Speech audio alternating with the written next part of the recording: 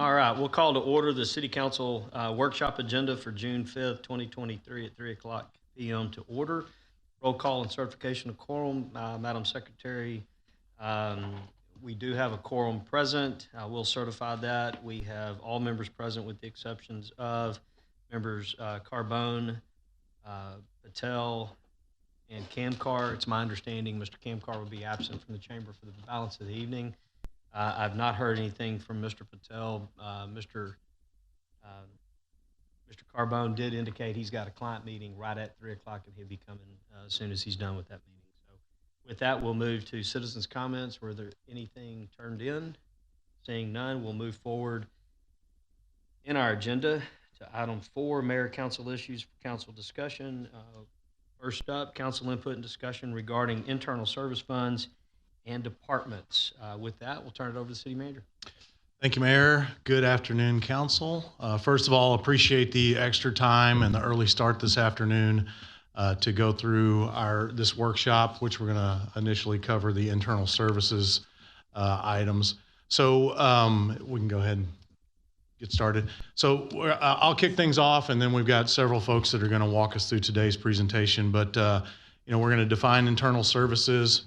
We're going to look at why internal service funds that we've stood up are useful and why we stand those up.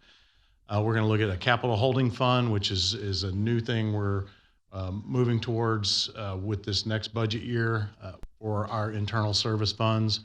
And then we're going to get into the details of our existing internal service funds, so motor pool, facilities, and information technology. So motor pool, we stood up in 2019. The facilities and information technology internal service funds, we just stood up for this starting this current fiscal year 23. And then we're going to take a little deeper look into our other internal service departments. These aren't necessarily internal service funds, but departments that provide internal services. And the two we're going to focus on are human resources and finance. So we'll take a deeper look into those areas, their responsibilities, their resources, and future needs. So that part's a little bit more informational. The internal service fund piece is going to be a little bit more nuts and bolts in answering some of the questions we've had on our internal services up to this point. So with that, I believe I'm going to hand it over to Rachel Winslow, our budget officer, and she's going to get things kicked off. And as we do, real quick, Rachel, thanks.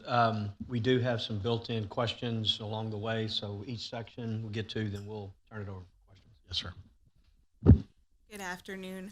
I'd like to start by defining internal services. Our internal services refer to the various support functions and departments within the city that primarily serve other departments or teams, and these services are not directly involved in the production of goods or delivery of services to external customers, but play a crucial role in facilitating the smooth operation of the city as a whole.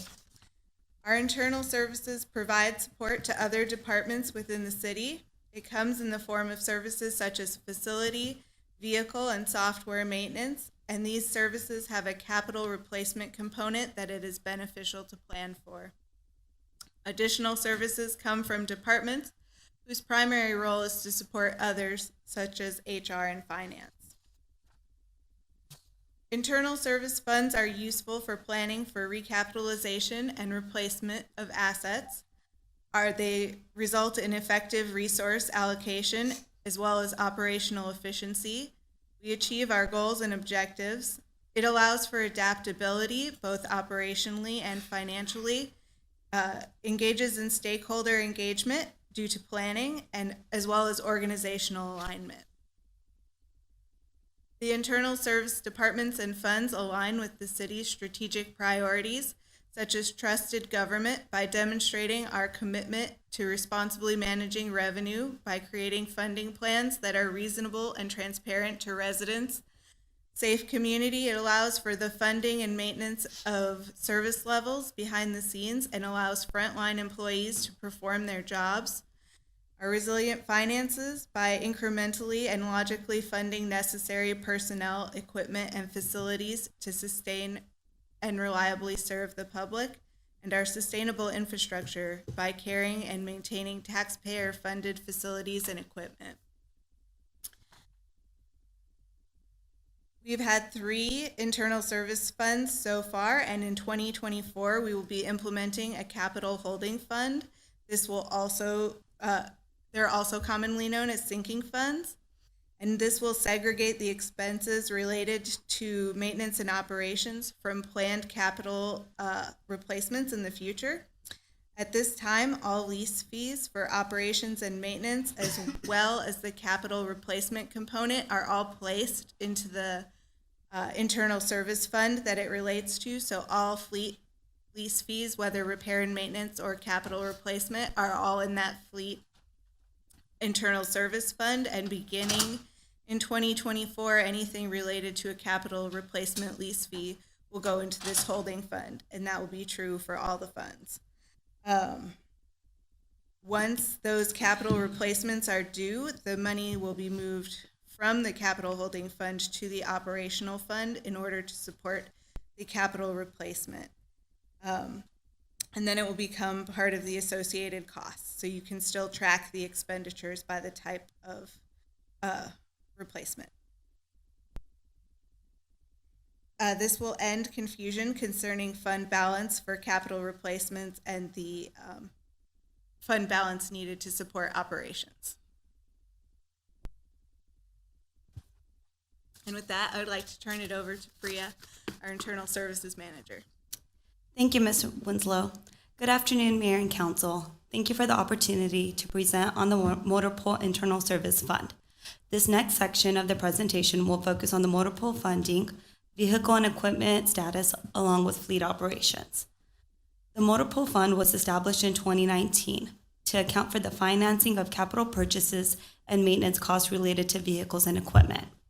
Departments are charged 2 fees on an annual basis, one for vehicle leases over the life of the vehicle to cover the vehicle replacement, while the other provides the funding for fleet management operational costs related to personnel, in-house vehicle and equipment maintenance and repairs, fuel and the maintenance of 2 fuel islands located at Orange Street Campus and Hill House, along with contractual support of about 15 repair contracts valued at $1.2 million.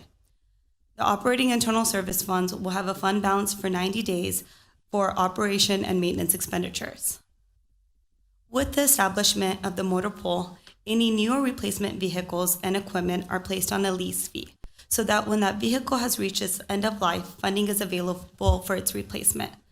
The goal of the motor pool is to achieve full funding through replacing each piece of rolling stock once, which allows the entire fleet to be covered by lease fees.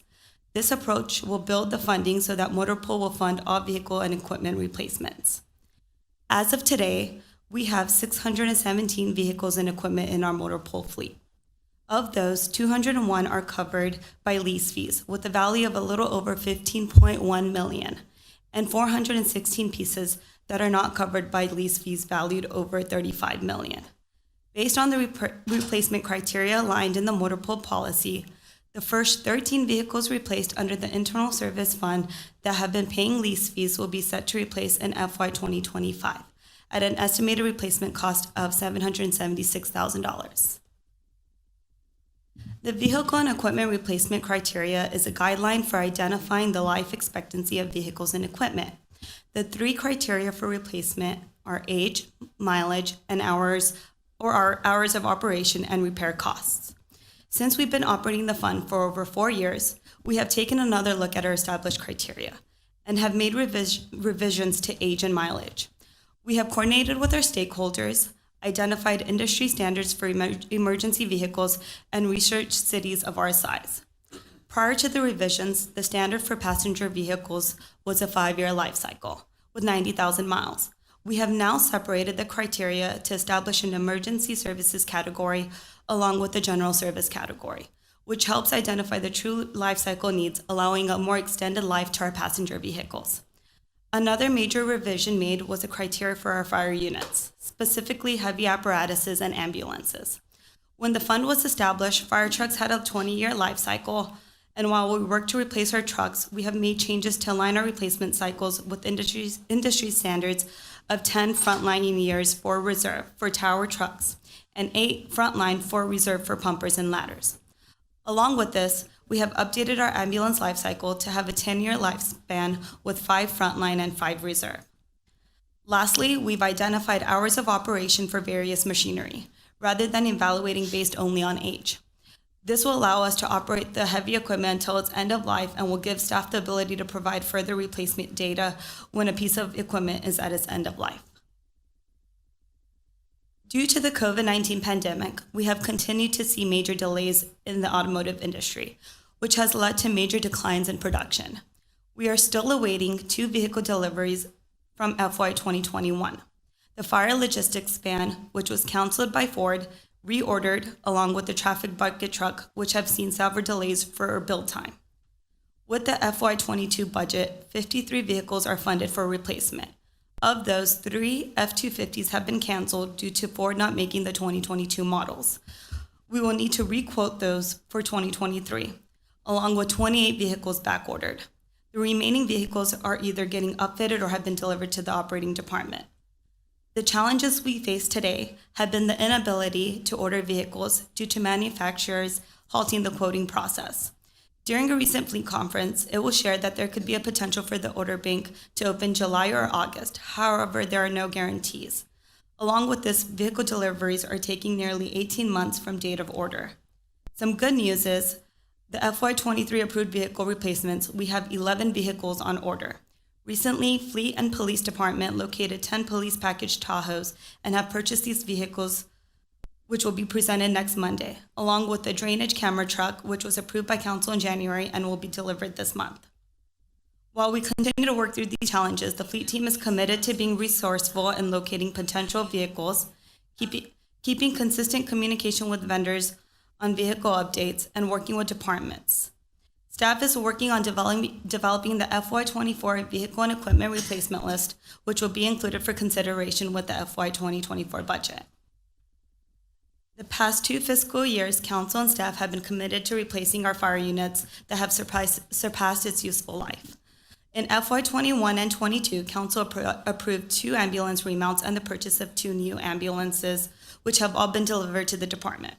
Currently, we have 3 fire apparatus on order, with expected deliveries of 24 to 36 months from date of order, along with 2 replacement fire trucks proposed in FY 2024 budget. With the purchase of the replacement apparatuses, we have been incorporating the purchase of an 8-year extended warranty, an 8-year service agreement to ease the load on our fleet and ensure stable and efficient care of our apparatuses. The lease fees associated with the engines are about $165,000 a year and about a little less than $210,000 for aerial trucks. Along with vehicle maintenance and replacement, staff continues to work on several special projects. Fleet is currently going through a software conversion to Fleetito. Fleetito is a robust fleet management software, which allows for dashboard and visualization capabilities and enhanced communication with departments and vendors. The software has a vehicle replacement analysis that provides a recommendation replacement list for qualifying vehicles and equipment. The analysis provides a replacement evaluation feature where if a vehicle or equipment is up for replacement due to age or mileage but has remained low in maintenance cost, will give a recommendation for extending the life of the vehicle. We are also in the design phase for the new fleet shop that will be located at the Hill House complex, allowing for a more centralized location for fleet services. The current configuration of the shop hinders the ability for expansion and growth due to the size and location.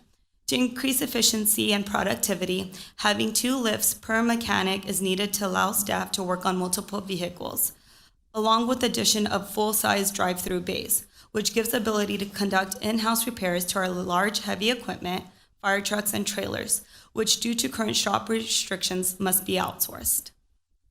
Lastly, staff proposed a capital improvement project for a fuel island at our Reflection Bay wastewater treatment plant that is scheduled for FY24. The 3rd fuel island will furnish and supply diesel and unleaded fuel for operations west of 288. This completes the end of the motor pool section, and will now like to hand it over to Mr. Epperson. Thank you, Priya. So just wrapping up the motor pool section of this, just want to say it's functioning as we planned it to function when we stood it up in 2019.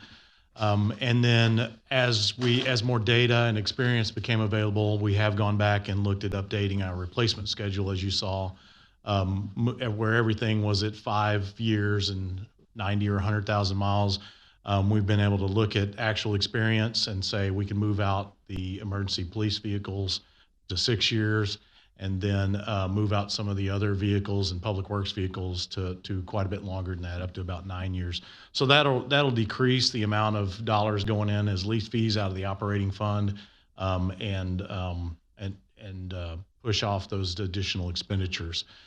So the big thing that, of course, we have challenging us is our fire apparatus. We've talked a little bit about that in the past.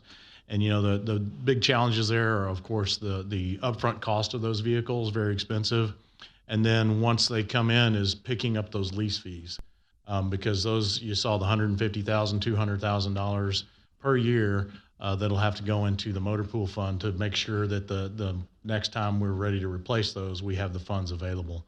So those, we have to try to space those out, looking at the impacts that'll have on the operating fund moving forward. And so we're not, if we just had a big bucket of money and we could go replace everything we needed to right now, that'd be great. But at the same time, taking on those operational costs all at once, and then, somewhere between 8 and 12 years from now, needing to replace all of those at once again, is tough. So we're looking to try to spread those out a little bit as best we can while replacing them as quickly as we can for the fire department. And then I think the last piece on the fire apparatus is we've set those criteria. You saw it on the different types of equipment. Those we will evaluate just like we have on all the other vehicles as we get down the road and we're properly maintaining these vehicles. We will look at, does that need to be extended or does that need to be pulled back and be a shorter time frame based on the actual condition of those vehicles, based on our usage of those vehicles. So that we'll again look at in the future. So that wraps up motor pool, and we'd be happy to answer any questions. Yeah, real quick, and a couple comments, and I do have a question. And to set this up for the public, anybody that's watching, I don't know that we have many from the public that are here in the room, but anyone that's watching, when we start talking about an internal service fund, I want to relate this to someone, at your home and what you may do. You may go purchase a vehicle and you put a vehicle on a 4-year, 5-year note, something like that. You get through with the 5 years. You want to set yourself up where you can pay cash for the next one. So you just pay yourself or you lease it to yourself for some amount of years. You build that fund up and then you're able to go buy, a new vehicle. So in a nutshell, that's similar to what we're trying to do here, where when we buy a vehicle, be it police or in maintenance or public works or wherever, that department would then pay a lease fee or put it into savings, internal service fund. So when that vehicle has to be replaced, we've got the cash to go replace the vehicle. So in a nutshell, that's how it's supposed to work. Question then comes in is just longevity of the vehicle, the maintenance record of the vehicle, which leads me to one of the questions I had is, as we can, it looks like there's a dashboard showing up on here on slide 14, fleet management software conversion to Fleeto. So this will, I'm assuming we have a criteria. So we're going to have a criteria for replacing a vehicle, be it emergency or maintenance or whatever, X number of miles, X number of years. But are we also going to judge it against its ongoing record and evaluation? So in other words, we look at one and we're really getting a lot of good years out of it, but it doesn't meet the criteria for. It may meet the years and it may meet the mileage, but it's really not necessary that we replace it. Yes, sir. The other piece of the criteria is basically its maintenance track record. So if it's a vehicle that hasn't had any issues, and maybe it hits the mileage piece or the year piece, we'll evaluate at that time and decide, okay, we can extend that 1 year, and then take a look at it again the following year. And what about the converse? I mean, we just have one that's just continually. Yeah. So if we have one that's the converse, we'll look at that as well. If we have something that's, 5 years into it and it's supposed to be replaced in the 6th year, and now we're replacing the transmission and something else, we'll have to make that call. Do you put that kind of money into it, or do you replace it? Right. And if you put that kind of money into it, then do you extend it? So we'll have to take a look at those. I would expect, we have fewer of those, as they're going to be under warranty for a large portion of those early years. But if we saw something that went the other way, we could accelerate it as well. Yeah, and I know, Member Hernandez, helped put this in. Every time we get one that we're replacing vehicle, we look at the maintenance record, on those vehicles, and that's part of the packet. And so I would assume, something along this dashboard would be a part of it moving forward as well. Yeah, so That's correct. I'll open it up for questions, comments. Ms. Cade? What is the estimated time frame for the conversion to Fleetio completion?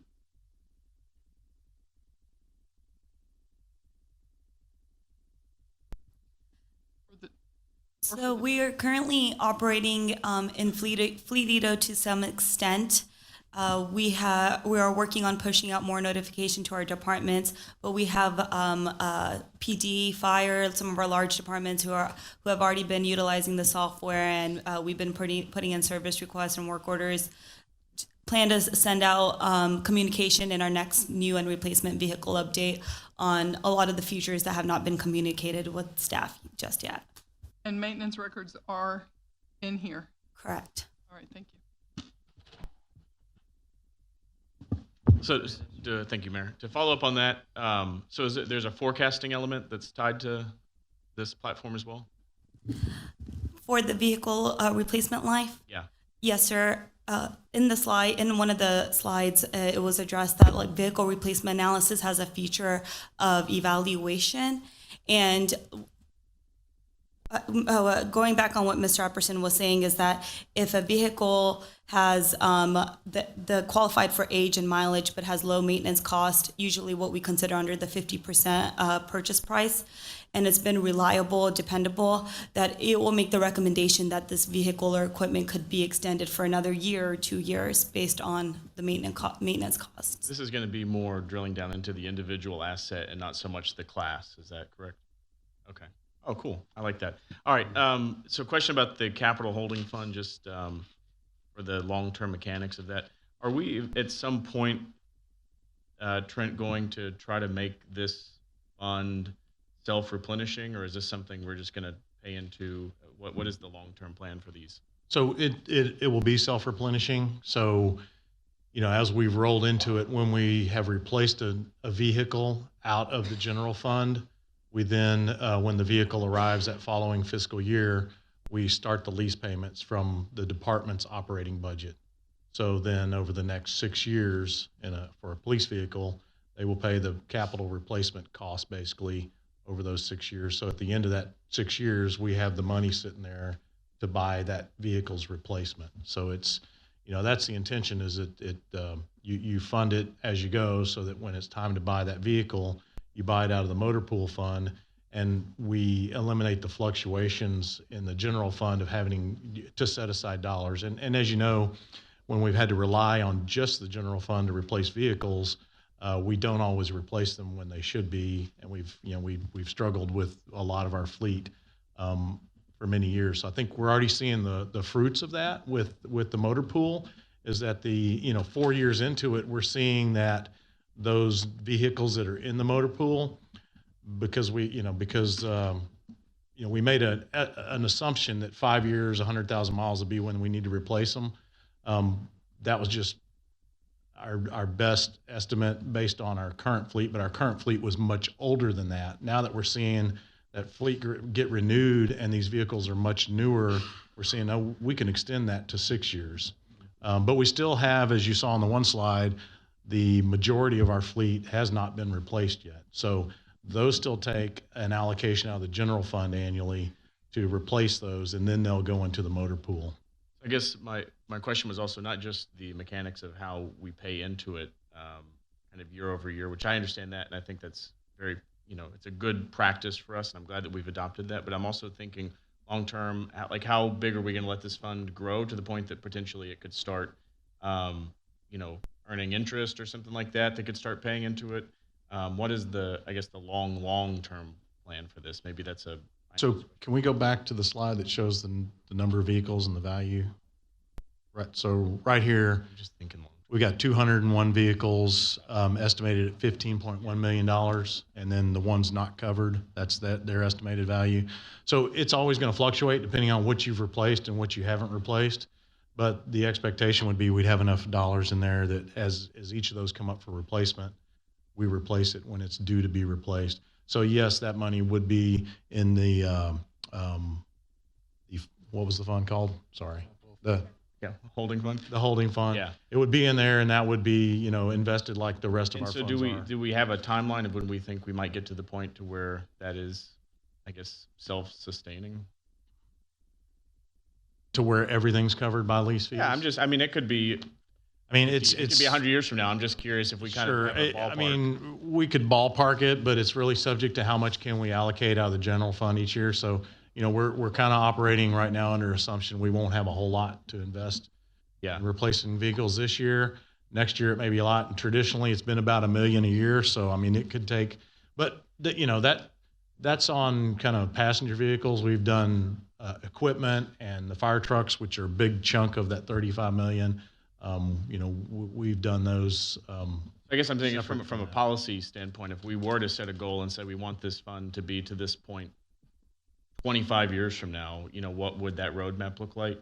So That's something that I could be done? think what we would do is our goal is that anything that hits a replacement milestone, or not any milestone, but the combination of mileage, age, and condition, when it hits that point to where we say it should be replaced, that we try to replace those. If we don't have enough funds in the general fund to replace it that year, it might have to be the next year.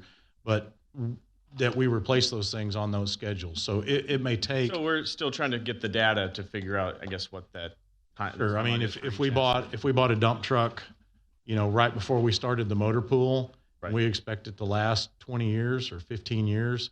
It's not going to be in the motor pool until we replace it 15 years from now. Okay.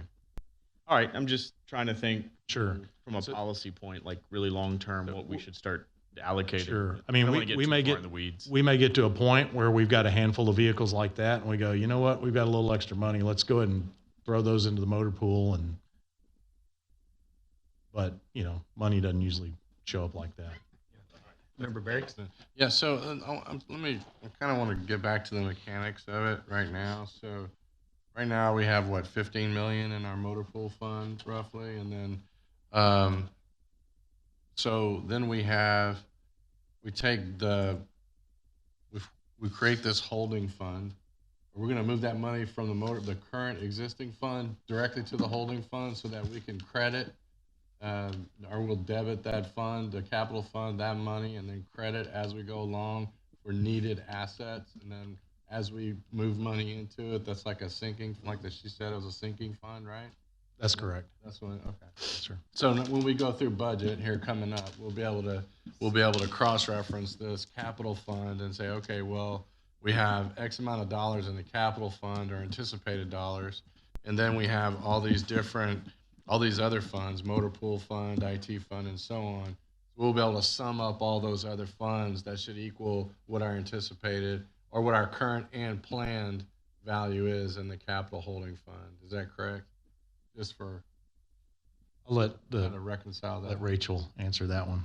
So it would only go through the current fiscal year. We can't plan budgetarily for the future years, but all the lease fees that are capital lease fees that are assigned to the departments for motor pool in the past, and then in fiscal year 24, all of those will be reflected in the capital holding fund, and we'll be able to break it out by how much of it belongs to facilities, how much to fleet, and how much to I see. IT. So it's an actual dollar. It's a given fund dollar, and in the I guess the subordinate, funds will have an actual need associated with each one of those, right, for that particular year.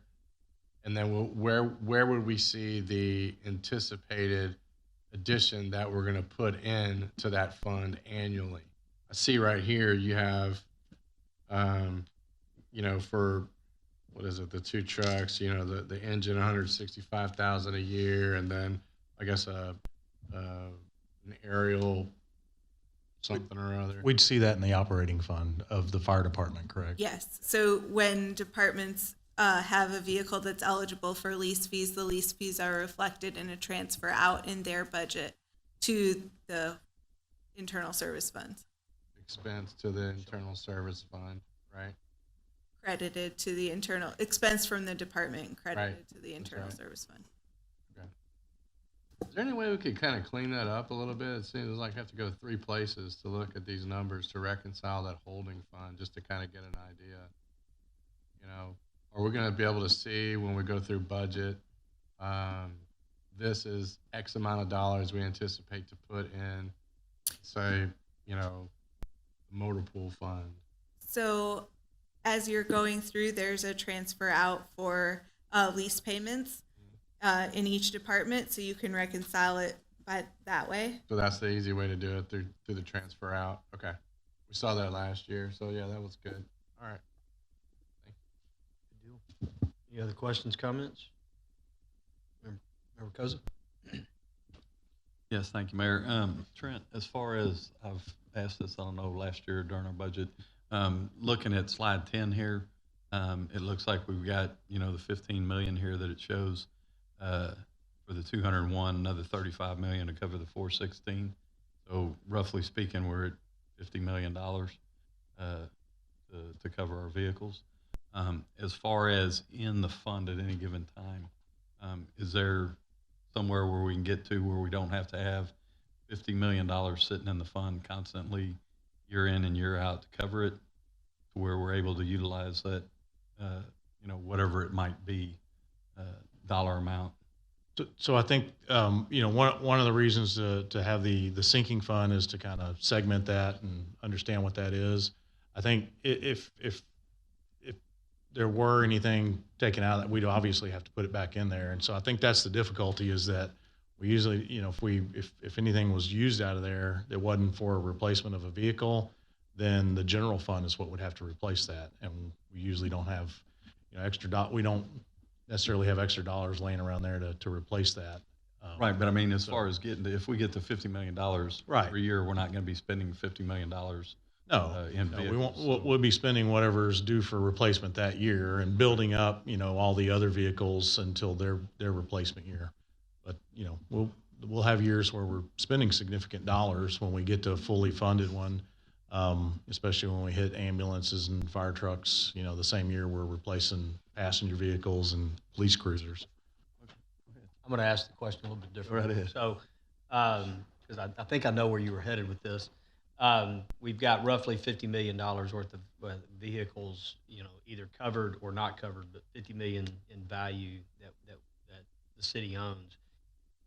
Assuming we get all of them, you know, covered and in there at any given moment, I don't think we would anticipate that we have $50 million in the actual fund moving forward. I would assume we probably got 25 million that's sitting there, and X dollars are being used on this given year for these vehicles. The dollars are being replaced every year. Yeah, at any given year, you're going to have, you know, an expenditure out of there, and at the same time, you're going to be, you know, you're going to have vehicles that are only, you know, a fire truck that's $2 million, and you're only 2 years into paying for it. There's only going to be $400,000 in there instead of the $2 million. So you're going to have vehicles in all, you know, different stages of where we are in applying their lease payments to their replacement cost. I mean, this is certainly gonna you know, cause, you know, us to make sure. I mean, this is almost. It is. It's a big value. It's a big dollar amount. It's like capital projects. It is. Obviously, it's in smaller increment, bite-sized pieces with vehicles, but it's really going to cause us to really forecast, or, you know, far out what these expenditures are going to be. Which I think at the end of the day, I think that's a good thing. We're not just waking up one day and going, "Oh, let's go buy 10 vehicles." Having to finance as we go. Yeah, and finance it as we go. I think we're a lot more intentional, and we know forward thinking as to, especially when we got to go buy, you know, an ambulance or a fire truck or you know, one of those just big vehicles that just, you know, we're real intentional, and just the sheer.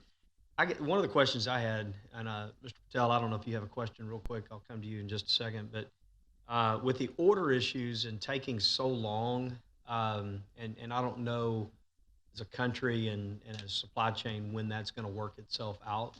As used to, you could get vehicles and you turn around pretty quick. I mean, they had them on the lot, and you could, you know, A lot of the time they were on the lot. almost and go do them. But how does that impact our criteria for replacement, because, you know, right now, I think some of the presentation, we've got vehicles that have been on order for, 18 months.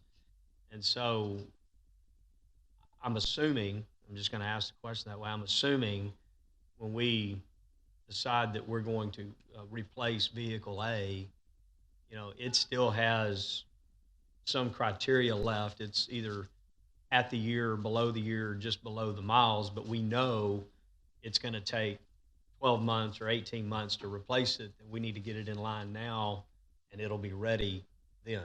Right, and I think you're exactly right. We'll depend on what the delivery time of vehicles are.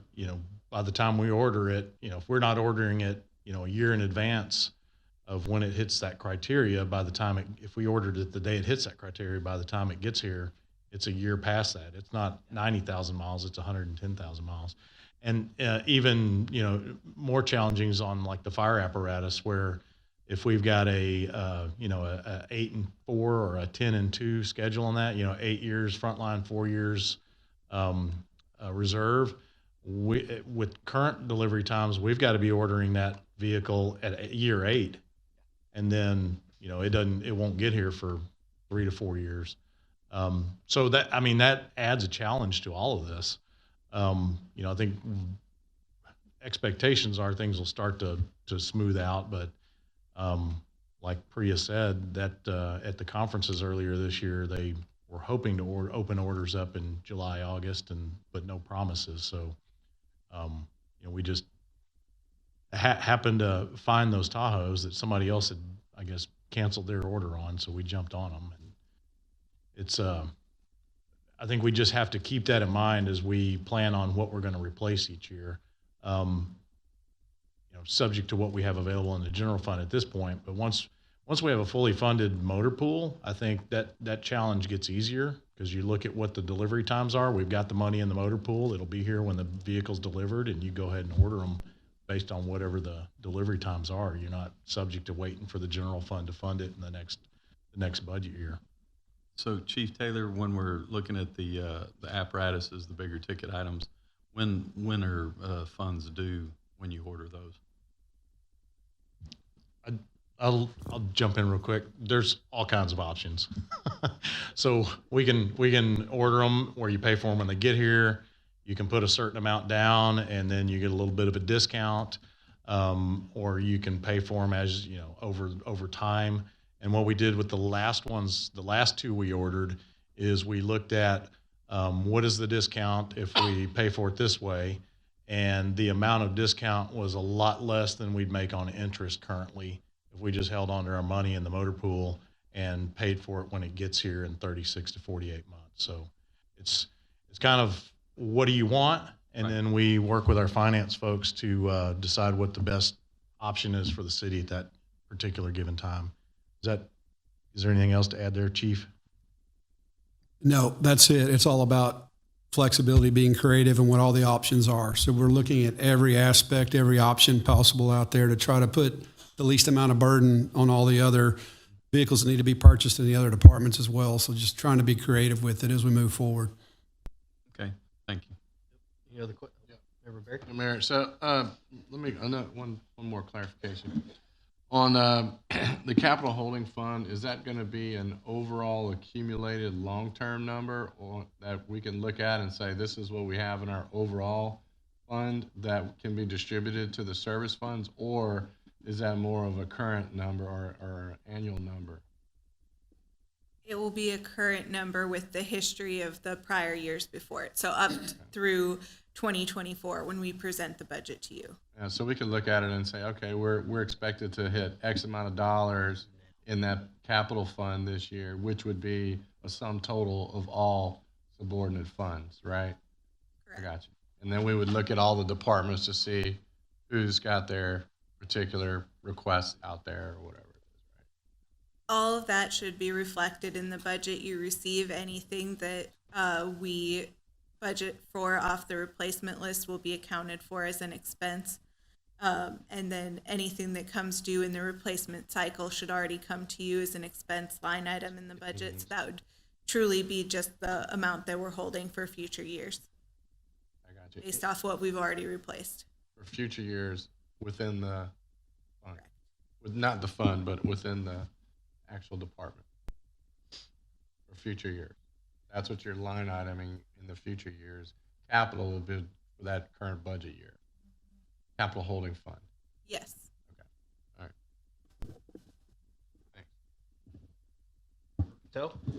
So, just clarification, I apologize, I came in late. On slide number 10, if we can go back. Trent, it is my understanding that we have 617 vehicles, is that correct, in our city? Roughly? That's correct. Okay. And the total value, that's not current value, that's new value, would be about $50 million? Is that replacement value? So the 201 vehicles is the value for what's been replaced, and then the 416 is the value based off the purchase price with some inflation of if we were to replace all those, let's say tomorrow, that's how much funding we're looking at. So if we had to replace all 617 vehicles at one time, we would need about $50 million. Correct. So so we're going to build up this fund over time, and it'll have $50 million eventually. As time goes by, we're going to set this aside, correct, over as these vehicles are replaced. The 416 vehicles are not in the pool, but eventually they'll get there, correct? And I don't know that we'll have the full 50 at any given time, because if you take a fire truck that's $2 million and we're putting in $200,000 a year over 10 years, and the first year there's only 200,000 in there. Sure. It's not 2 million for that fire truck. So it just depends on where it is in its replacement cycle of exactly how much for each vehicle will be in there. So it'll be somewhere south of 50 million. Okay. And the interest that's being earned on this is going to be staying in this pool, I'm assuming? Yes. Okay. So do you have an estimate of when these 416 vehicles will start going in there? Rough estimate? Is it in the next 10 years that we'll have all these vehicles out? So it's a little bit subject to what is the vehicle. The example I gave was if we replaced a dump truck the year before we started the motor pool and it's got a 20-year life, we're not paying lease fees on that right now. Okay. So by how we have implemented the motor pool, we wouldn't start that until it's replaced again. If we get it fully funded, but for that, it maybe and we've got funds available, it maybe makes sense to start putting lease fees in there, but it wouldn't be fully funded when it gets replaced. And then the other factor in how fast we get to full funding is how much we've got available in the general fund and the enterprise fund to replace these vehicles every year. Because we've typically put somewhere $1 million to $1.5 million from the general fund and the enterprise fund into replacing vehicles each year. And so it just depends on how long and what we've got available for the vehicles each year that hit the replacement criteria to get them replaced and then into the motor pool and start paying ourselves the lease fees for those replacements. So it's kind of subject to both those things. Trent, on slide 14, we've got Hill House Phase 2, the new fleet shop. Is that in replacement of the orange, or is that in supplement to? That replaces the orange facility. Okay, so we'll still have just one facility, all at Hill. One centralized facility. Hill House actually gets a lot closer to our biggest customer, the police department. Right. A little further away from others, but it'll It's central in the city. well, we've got the room out there. We don't on Orange Street to build what we need to, not only service today's fleet, but the fleet of the future, and add some capacity and capabilities we don't have today because of the limitations of our facility. Okay. And then on Reflection Bay fuel, is that in addition to, or is that replacement of the fuel at Orange Street? So that's in addition to. So once we We'll have that in have two. place, we'll have Orange Street kind of east, and then Hill House centralized or in the central part of the town, Reflection Bay West. and then Reflection Bay west of 288. Okay, thank you. Yes, sir. while we're still talking about, I guess it's fleet, but just in general, Trent, just from a policy standpoint, I know we have a lot of vehicles, as mentioned, 617 vehicles, but yet not every vehicle is driven home or it's, taken. We have a lot of vehicles like at this complex, here at night, and I know Public Works and other places we have vehicles there. What's the criteria for, a vehicle either going home or, what's that policy and that criteria? I do get asked from time to time, if you drive up here at night and you drive to the park, lot next to us, there's a lot of white vehicles in that parking lot overnight. So Sure. So the only true take-home vehicles are MPD, and I'll let the chief cover what the criteria is there, so I don't get any of it wrong. And then I believe we also have some with our other emergency services, fire, and then there would be on-call folks that then we have vehicles available to them when they're on call, but those would be very few. Anyway, Chief, what are the criteria for PD and fire? It's 40 miles, and then you have to be there a year before you get it. live within 40 miles of the Yes, the city. of the city. We do get asked, and so if you see those types of things, that's the reason why, like, if somebody's on call in Public Works or something like that overnight, they'll have a vehicle, home with them in case they get called out, that type of thing. But otherwise, I would think, having that where it's truly on the job, is going to limit their miles. It's going to limit a few things. Obviously, PD is a little bit different than that. And I believe fire command staff would be the Our command, and does that go? Where does command staff go through, Chief?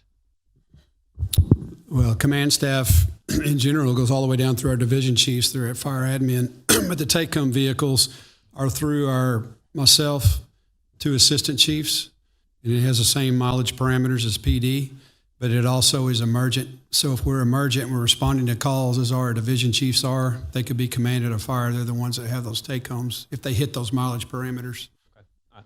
Thank you. Anything else on fleet? We're about to move forward into facilities. I'm sorry, sir. Chief, can you explain how you came up with 40 miles? That seems a little bit far. No, sir. Be honest with you, it's changed so much over the last 20 years. We've had a take-home fleet program for, I think, almost 25 years. We did. And it just changes every few years with council recommendations.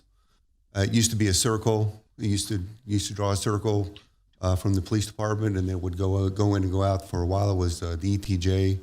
It keeps going back and forth, to be honest with you. Yeah, it's changed over time. And originally, it was there was no distance requirement at all, and then it became we had officers living in Katy and other places. And I'm just using that as an example. And then it was like, well, it's losing its one of the reasons for take-home fleet, especially in PD, is you've got that police patrol vehicle parked, there at the house in the neighborhood. It's moving around town, going to the store and those types of things. So it's visibility for your crime prevention efforts. But that same vehicle in Katy or Sugar Land or some other place doesn't have the same effect that it does right here in town. So it loses its effectiveness. And I can add on a little bit to that. A lot of our officers are on call for certain things like SWAT, crime scene, a lot of things like that. It's easier for them just to hop in their car and get to where they need to go. Right. So then the criteria, like as Chief mentions, it's kind of changed over time to it was in the city or the ETJ, and then it became within a radius that it made sense to have. It's gone back and forth. So we can share out the written policy there. Yeah, I just wanted to ask because we get asked from time to time. We have a lot of vehicles in big cities, so you're going to have vehicles, and so I get asked from time to time. So we had one little adder about the question about interest that Amy Oh. wanted to add in. Thanks. I wanted to point out that the city's financial policy, some of the newer council members may not have had a chance to review it yet, but we do review that with the city council annually. And it does require in there that we attribute interest earned to each of the funds. So we allocate it percentage wise. So I know a couple of you have asked that question about how is the interest allocated or will it earn interest? As soon as we set up the funds, we start allocating interest to it based on the percentage, so just so everyone knows. And we should be bringing that financial policy, I believe the last time we reviewed it was in October. So we should be bringing that up here in the next few months for you guys to review.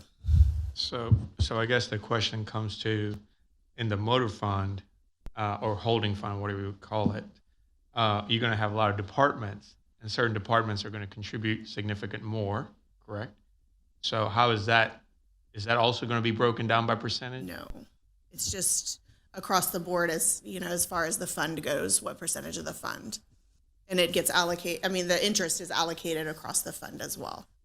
And I think, Amy, as we bring that policy back up, here in a few months, given the internal service funds and how that's going to really grow over the next several years, as we bring that policy, and obviously we have to update it and approve it every year, maybe we do a little bit more of a deep dive into how the funds come in, how they go into the investment side, how they, earn interest, and then how it comes back and gets allocated, maybe even somewhat of a flow chart, just so you can kind of see, here's where the dollars go. So dollars do go to the bank, but we want to put our dollars, out there to earn a little bit more than just simple interest, while we've got it. So Sure. so that's ultimately that it comes back and it's reallocated. So that may be something that we look at when we bring the investment policy back in.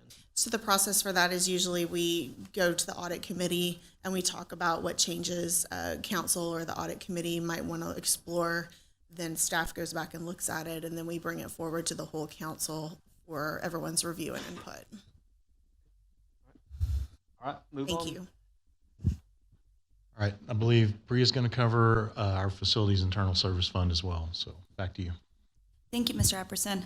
This next portion of the presentation will focus on the Facilities Internal Service Fund, along with facility maintenance operations and ongoing projects. The Facilities Internal Service Fund was established in FY 2023 to account for the financing of ongoing facility operations and maintenance. The fund's long-term goal is to assist in financing capital replacements related to facility assets.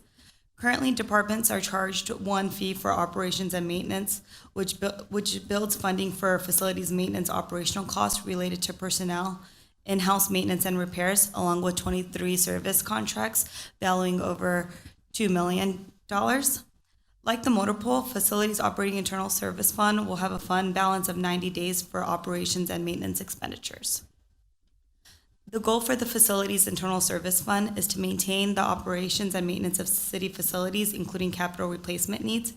Our approach in achieving this will be charging departments another lease fee in the future to build a capital replacement reserve. The target capital fund balance of $2.1 million is based on current proposed FY 24-28 capital improvement plan, which has over $10 million in total projects related to different assets, including HVAC, roof, generator replacements. These projects were identified in the facilities condition assessment conducted by PBK Architects, and staff have been incorporating the recommendations and findings into the CIP. The findings identified 4 priority levels. I messed a slide, apologies. I think we're on to the next one, Josh. 4 priority levels at 9 facilities. Priority 1, which addresses the immediate need and must-do critical replacements, includes the Recreation Center chiller replacement, which has been completed, natatorium air handling replacement, which is currently in design, Fire Administration parking lot and HVAC replacement, and West Pearland Community Center HVAC replacement, which are both included in the CIP for 2024. The Priority 2 is recommended for replacement within 3 to 5 years. This includes the Recreation Center boiler replacement, which has been completed, the Public Safety Building Detention Area plumbing replacement, which is currently in construction, and the Fire Administration and Stella Roberts Recycling Center roof replacement, which is planned for 2027 CIP and future years. The second assessment that was conducted was our generator condition assessment, which assessed 37 generators by Leaf Engineering after Winter Storm Uri. As of today, we have completed 2 recommendations, which include increasing the maintenance schedules in the service contract until all Priority 1 repairs and replacements have been conducted, along with purchasing a 1,000-gallon fuel transfer tank to allow for additional fueling capacities. In progress, we have 2 units under the Priority 1 repairs that are pending parts. The complete monitoring system will be equipped through our building automation system and SCADA, along with the heater enclosure installation phase 1, with 18 locations completed and 9 remaining. In the future, staff will present for consideration the second phase of heaters enclosures for 12 units, along with the priority 2 generator repair and replacements. Through the continued growth of our buildings and assets, we are evaluating our staffing levels. Barry Dunn is conducting a staffing study for our facilities team to provide recommendations on the right type, level, and quality of city services through short and long-term plans. Currently, we are in the Facility Services Division Current Environment Assessment Memo, where the consultant has met and interviewed various city leadership and staff and will assess findings. The project is slated for completion in July, with findings and recommendations to be presented to staff. This completes the end of the Facilities Internal Service section, and we'll now hand it back to Mr. Epperson. Thank you. Just to wrap up, facilities, just like you'll see in IT next, it's still a work in progress, as this is our first year where we have got the operating and maintenance type cost in there, and working on how we get the capital cost into these funds. It's not as straightforward as the motor pool. The motor pool, we can tie, to a specific asset that we have to replace. We know we can estimate what that's going to be and that we're going to replace it in this number of years, fairly easy. With the facilities, there's just a lot of different things that we have to be prepared for. Some things we have to accelerate as things break, some things we can push off. And it's how do we, fund, or how do we plan for and do we have a goal to have in the fund so that we can replace things as we expect we will need to, with the ability to adjust. So using the facility and the generator assessments as that guide to set an early goal for how much we want to have in the fund based on kind of the 5-year plan. And then, the last piece that Priya mentioned was the staffing study. We have a very small facilities maintenance staff. They manage a lot of contracts. And so we're looking at right sizing the number of staff we have, and also looking at, contracting things out versus any things that we do internally. And for the things we do contract out, do we have enough capacity to manage all those contracts? So looking at all those things so we make sure that we keep our facilities in good shape and keep that critical, part of our infrastructure recapitalized and ready for the long-term future. So with that, we'd be happy for any questions. Yeah, and I would assume this is more capital related on facilities, not just general maintenance. I mean, general maintenance is ongoing, and lack of a better term, just like your housing. I mean, you have general maintenance that you do on your house, cleaning and those types of things, which is one thing. But then you've got, roof replacement, So the parking lot replacement. Yeah, the easy part of the fund was what is our normal operating and maintenance budget? Right. That's what we've been spending, and any increases from inflation or anything like that, or any additional things we've added to that. And that's easy. We base that off what we've been spending in the past, and that's been moved to the fund. The harder part is, like you said, what do you plan for, in your replacement of HVAC systems and parking lots and roofs and things like that. And that's where we're trying to use those facility assessments and the estimated cost over, a longer period of time to try to build that fund up to where we've got that amount in there that we can spend every year, depending on what the priority is. I think it ties back to the same question that we had with fleet. We're not going to have a replacement of everything in every building across the city, but we're going to build it up, and through that assessment have a general idea that we need to maintain X. We just got to figure out what X is in this facilities, replacement fund, and service funds. Go back a couple slides. Yeah. Sorry. Yeah. So go back one more.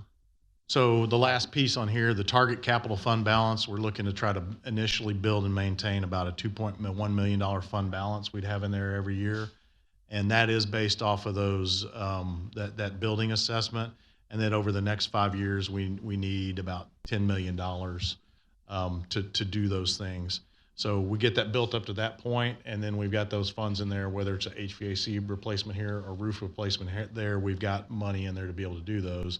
And, we'll look at that over time. Does it need to grow? Does it grow? Probably, but shrink if things are in good shape. Like anything else, hopefully you don't have to do multiple things in a given year. Right, we try to plan those out. And Right. Okay.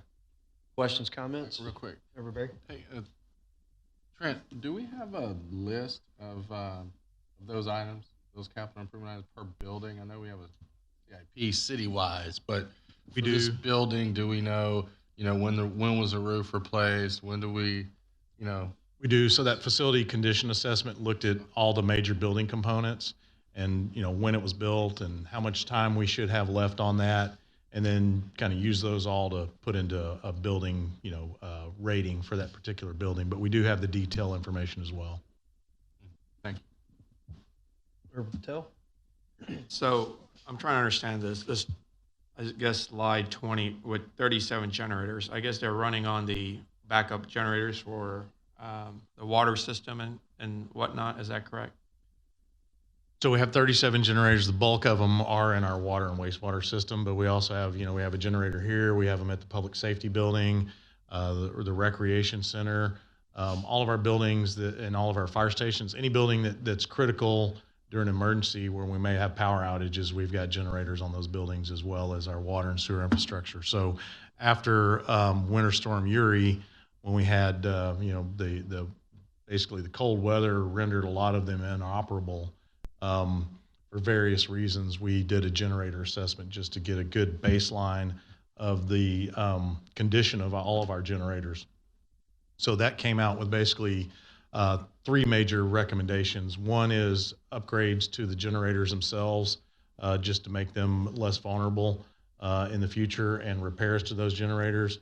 The second piece is tying those into either our building automation system or our SCADA system on the water and wastewater side, so that we can get remote alerts and information on whether the generators are operating, whether they've got any operational alarms or issues that need to be addressed.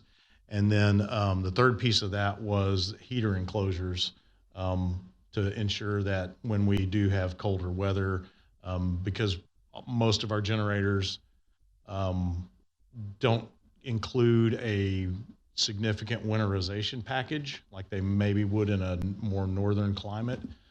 But when we do see, like we saw this past Christmas and the previous year, the Winter Storm Uri, we do need to be cognizant of keeping those at a certain temperature when we do see those extremely cold temperatures. So the third part was adding the heater enclosures, and then the last little piece was at the time we were running around in any emergency trying to refuel these things. If our refueling contractor could not get to town, as they did during the winter storm, our capacity was about a 90-gallon transfer tank, which was just about impossible to keep generators fueled. So we do now have a 1,000-gallon fuel transfer tank.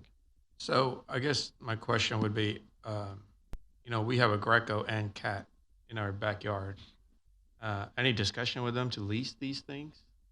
Because I know during Hurricane Ike, they significantly ran generators in our area, and Sure. I'm just curious about that. So- what the cost would be. So we have looked at, in lieu of having on-site ones we maintain and keep.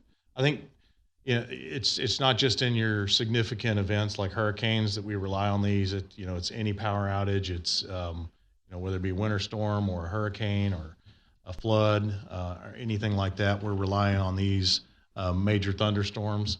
So I don't, when you're working with them, they've got to have it available. They got to bring it out and drop it off and hook it up and all those things. So in the instances where we have worked with them is either where we had a generator down that we knew was down, and so we worked with them or in having like a backup to our generator at the public safety building if there was going to be a major hurricane, where if we lost our generator, we could get one dropped off. It's very expensive to even put those on reserve, much less have them dropped off and use them. So that's the extent we've looked at that type of leasing system.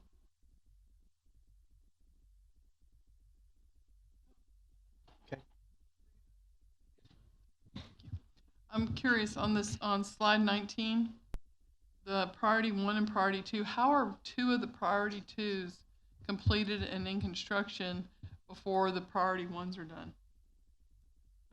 Am I reading this wrong? You are. So we were doing some other work in the recreation center that work was bundled with, and it needed to be done. It was, when we did the assessment, it was in a certain condition, and, as we moved forward from that, it became more critical. And I believe that's the other piece with the public safety building detention area is that has become more and more critical, so we moved forward with it. Anything to add? And to piggyback off Mr. Epperson, some of these projects we internally had identified prior to maybe the facilities condition assessment. We knew some of our plumbing infrastructure at PSB was failing, and the condition assessment only helped re-clarify those. And so that's why you may see some of them completed in different stages. Thank you. Any other questions, comments? Seeing none, we'll move on. All right, so Mr. Paul Yates is going to cover our IT service fund. Thank you, Mr. Epperson. IT Internal Service Fund, newly established this fiscal year with the intent of accounting for IT operations and maintenance of IT-related systems across the organization. As we've seen with other Internal Services Fund, lease fees will be charged to departments. In calculating these fees, costs are split across appropriate funds, general fund, water and sewer, others as appropriate, then further divided by department. These fees will ultimately fund various costs associated with the operations of IT.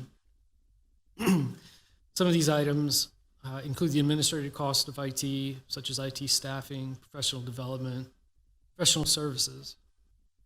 This also covers the software maintenance of over 100 different applications used across city departments. It's noted there this fiscal year that software maintenance cost was approximately $4 million.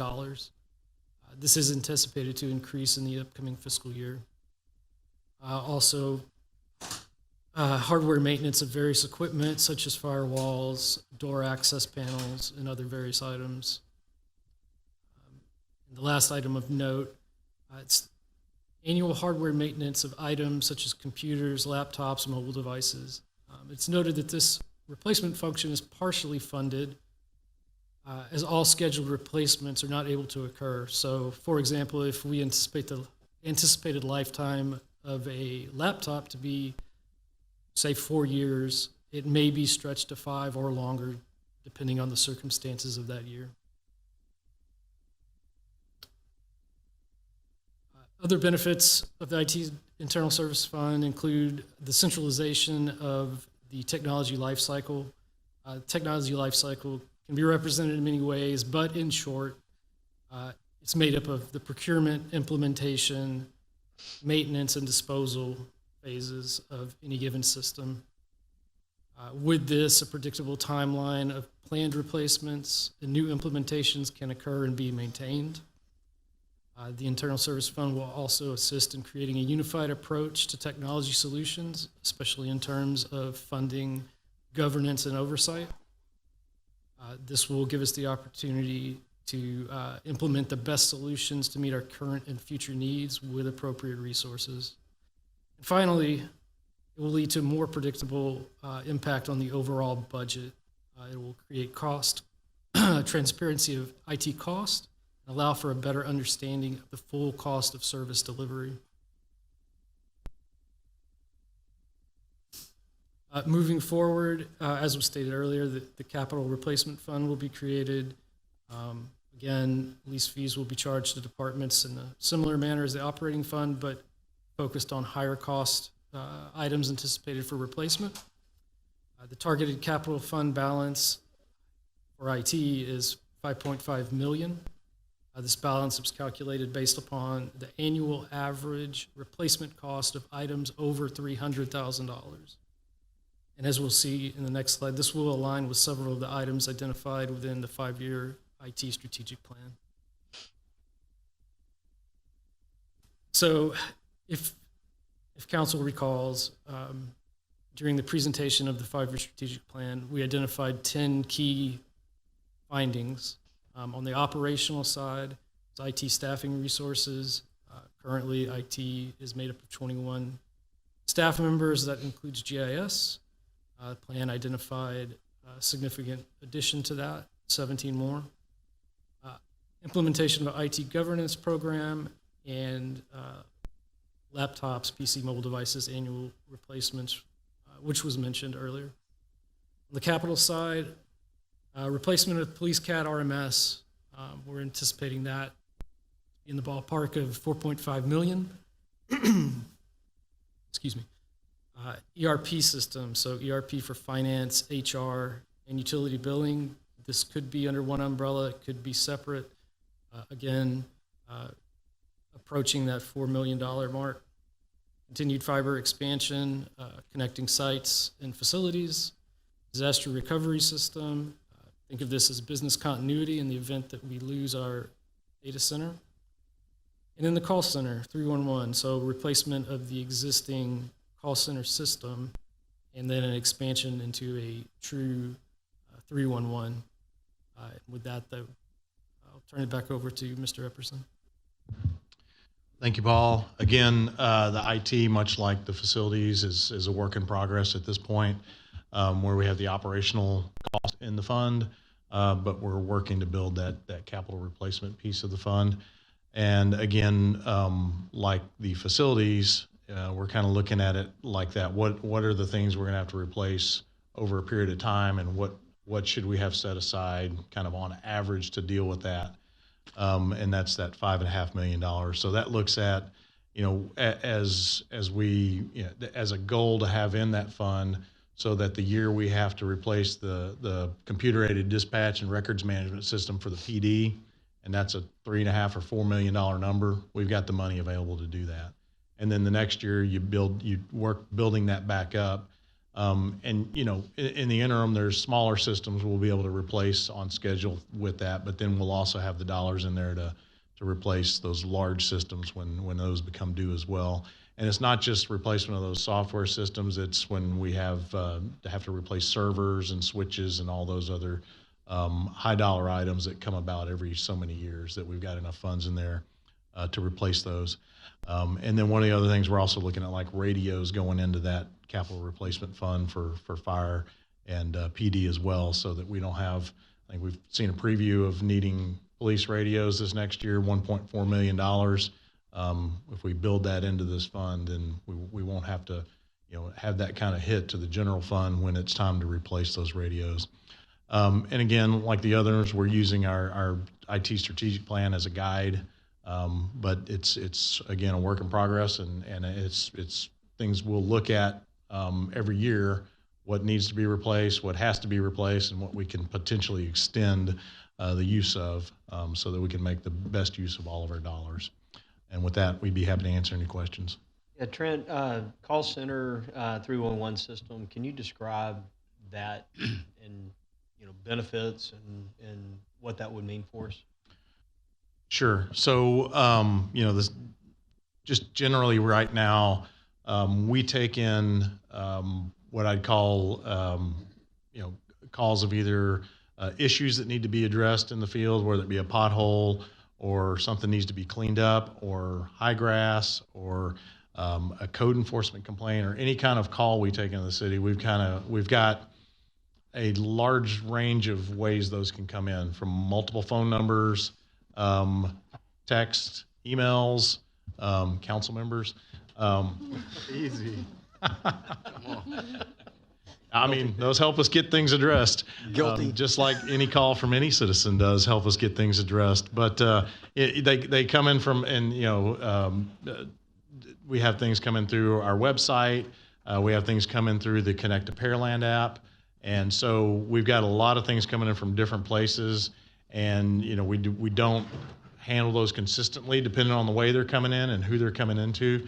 And the 311 would help consolidate those going to a group of folks that have the information, that have the knowledge-based system and the records management system for those calls, to where someone calls in, you punch in their address or their phone number, and it comes up, what they've called about, what the issue is, have we addressed it, or what they've called in the past about, or if it's a new issue, you add it in there.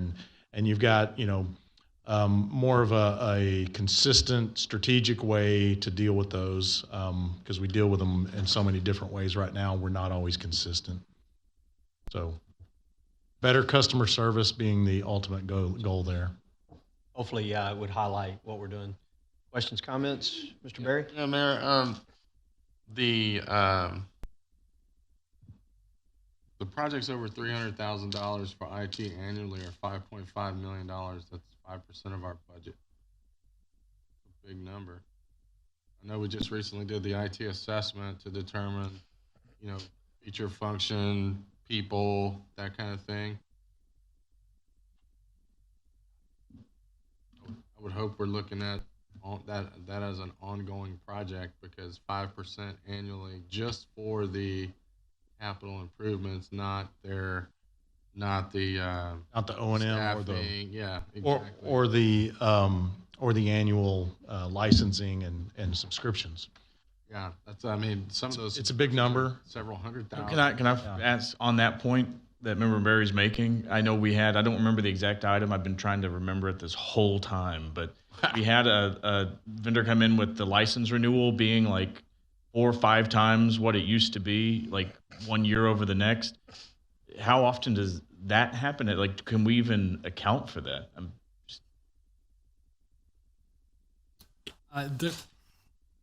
What we managed to do in that case was lock that in for 3 years. I would expect over time that there would be some cost increase, 2 to 3% realistically.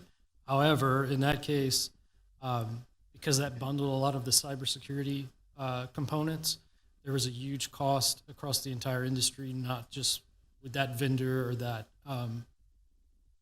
one platform. And we would have seen that.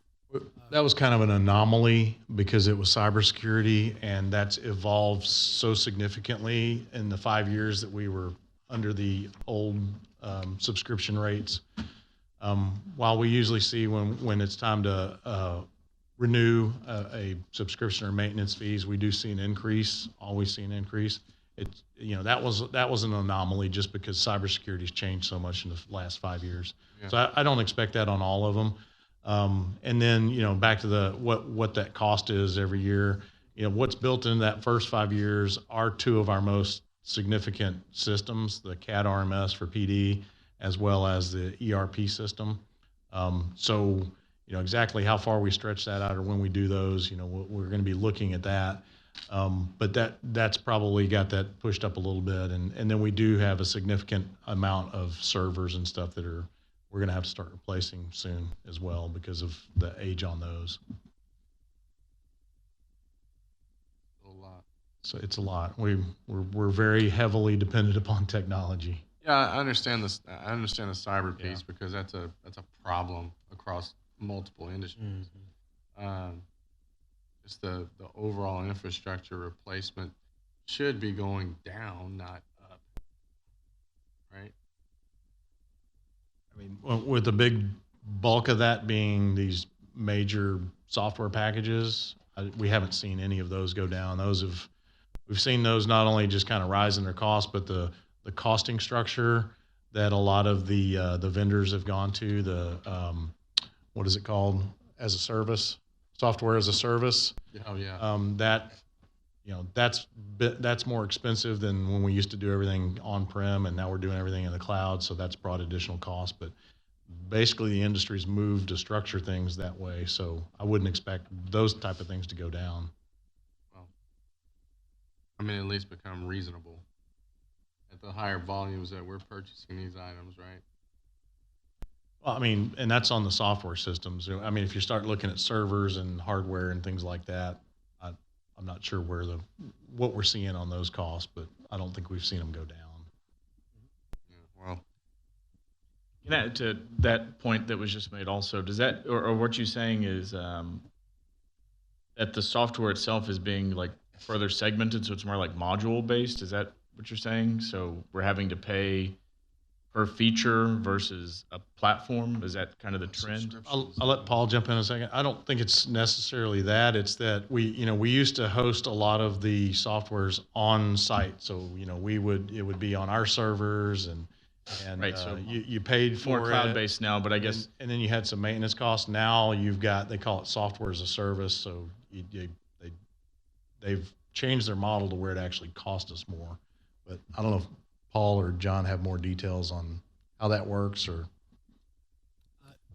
So you are correct. Software as a service does tend to increase cost over time.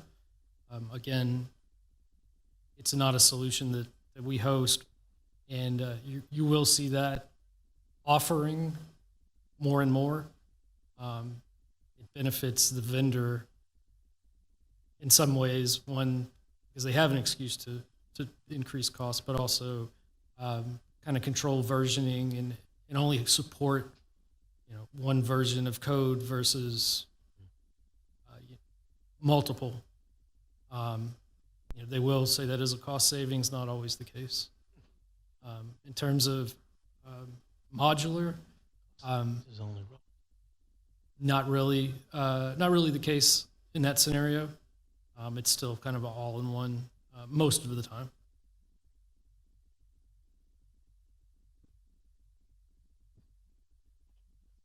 Got anything? Mr. Patel? You good? All right. Real quick, so what's in the fund today? Well, we should have What's started in the fund today should just be the current operating expenses and a 90-day reserve. Okay. Because we're not charging a capital lease fee component at this time. Okay. Yeah, so we did get some started this budget year. I remember that. A little bit, so thought so. All right, any other questions, comments? Seeing none, we'll move on. All right, we're moving to the HR and Risk Management Department with Lorraine. All yours, Ms. James. All right. Well, good afternoon, everyone. Today, I want to go over some high-level information regarding human resources as well as risk management. So in understanding in who we are, our purpose as a human resources department is to be a leader in strategically developing, implementing, and supporting programs and processes that add value to the city of Pearland organization related to employee recruitment, retention, support, and risk management. We are committed to being an asset accountable for results. So what that looks like is for us to be adaptive as a team, to be strategic partners, to be supportive, engaging, as well as transparent. You cannot spell heart without HR. So with that, human resources can be considered as the heart of an organization. All the primary employee-centric needs are taken care of by human resources. So what are our goals? Our responsibility includes recruiting, engaging, and retaining top talent, managing risk within the organization, promoting work-life balance and wellness, developing, managing, and adapting effective and efficient support structures, systems and processes, and training and development of staff citywide. So currently, this is our organizational structure. So this is our current team within human resources. So we are made up of a team of 11 people. Within that, we have an assistant director who has 4 direct reports, 3 HR business partners supporting all the employee needs, as well as 1 human resources generalist. Then we have a risk manager who oversees the risk and safety coordinator. We have an OD manager who oversees the training and development coordinator. And then we have 1 benefit and wellness coordinator for the entire city. So right now, the highest priority for HR is acquiring an additional HR business partner so we can provide capacity to support the growing needs of the city, hire a benefits administrator and an executive assistant for FY25 and beyond. So thinking about our team and the items in which we support. So with human resources, we oversee talent management, all compensation and classification. We provide organizational support and manage employee relations. In addition, we, under OD, we have training and development, performance management for our employees, as well as employee engagement. Risk management oversees property and liability insurance programs, workers' compensation and safety and loss, and our benefits team look over all of the employee health and wellness. And within that, our biggest priority for managing our HR team would be to invest in a human resources information system, AKA an HRIS. So what is an employee life cycle? Simply put, is creating an environment where candidates become thriving employees. So when thinking about the life cycle, this is the full gamut from someone when they walk in until they leave the organization. So when thinking about the employee life cycle, it starts with attraction, understanding what our value proposition is at the City of Pearland. Why would people want to work here for the City of Pearland? And how do we set ourselves apart? Then once employees or candidates are interested, they move forward with the recruitment process by applying for the position. And we're looking at the recruitment process, we're looking at the time to fill and the cost per hire. After moving from the recruitment process to the onboarding process, this is where we allow staff to become acclimated to the organization and get employees out to productivity. And so if you notice, between the recruitment process and the onboarding phase, we have to enter each person we hire on board into 7 different systems just to bring them on board to the organization. And so with that, it can be time consuming when managing an onboarding process for our staff members. So once we move past the onboarding phase, we have to go into the development phase and looking at how are we effectively training our employees, and then how are we preparing employees for promotion and transfers. After we move to development phase, we head to retention. How are we able to retain employees through engagement efforts? How do we ensure that we remain competitive with regards to our benefits, considering we are close to the medical district, oil and gas? So how do we set ourselves apart to ensure we're being competitive with pay? And then the last phase is separation, which is the offboarding process, looking at how we manage employees out of the business, whether it's through involuntarily, voluntarily, or through retirement. And so if you notice up there, I have 32 systems and softwares. So in order to manage an employee's employee life cycle from beginning until end, all employees are placed through 32 different systems that are managed by our human resources team. We have more systems than we have people on the human resources team. And I want to remind you that all employees begin and end with human resources. So let's look at staff movement in the city. So for FY22, we had 101 promotions. We had 149 new hires, 55 transfers, 2 demotions, 16 reclassifications, and 148 separations. So that's a total of 471 positions that the Human Resources team touched and managed through the process. So here are some data points and looking at FY18 through FY22. So if you look at FY22 actuals, a number of vacated positions or newly posted positions was 242. So with that, I want to remind you that all attrition isn't bad attrition. And sometimes we have some of these vacancies due to internal employee movement. So when we look at the total amount of applications we received last year, we received about 12,000 applications. And looking at our turnover for last year, we were at 19.98%. And then looking at our training, we increased our training to actually 720 hours. So we made significant strides in our training efforts. The question always is, what is the reason for separation? So we broke it out into different categories for your review. So voluntary without notice, we had 26 employees leave. With involuntary termination, we had 12. Voluntary with notice, we had 83. For service retirement, we had 13, and then voluntarily resigned in lieu of termination was 14. So how does COP compares in government, whether it's federal, state, education? So there's always questions around what is our rate in comparison to others.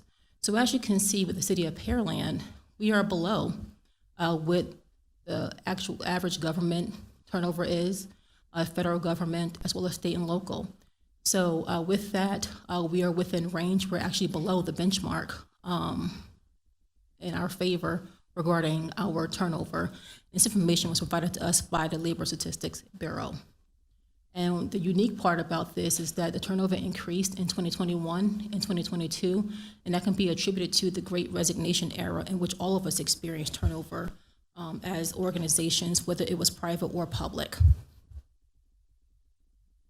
So what is our current trend? So in looking at this report, FY22 versus FY23, 8 months in, for a total of 1.8% decrease. So our turnover has decreased by 1.8% year over year. So the efforts we're making is working for us. And so in thinking about this report seems simple and straightforward, but believe it or not, it took us 18 reports to get this number. All right? So how do you retain employees? You do that by building a strong culture. So human resources must remain focused on making meaningful decisions that drive the business forward, but also prevent employee stress as well as burnout. And we do that through organization development. So we invest in intentional training, which is LEAD and LEAP, so that we can be a higher performing organization. We invest in employee engagement by having an annual survey conducted. We also implemented and instituted a new leadership orientation for development, and we're going to be working on an emerging leader program to start dealing with succession for the organization. We have implemented new employee experience, and we also manage annual compliance. And I truly believe the health of an organization is determined by the investment in learning and development. The goal is to develop leaders for succession and mitigate risk for the organization.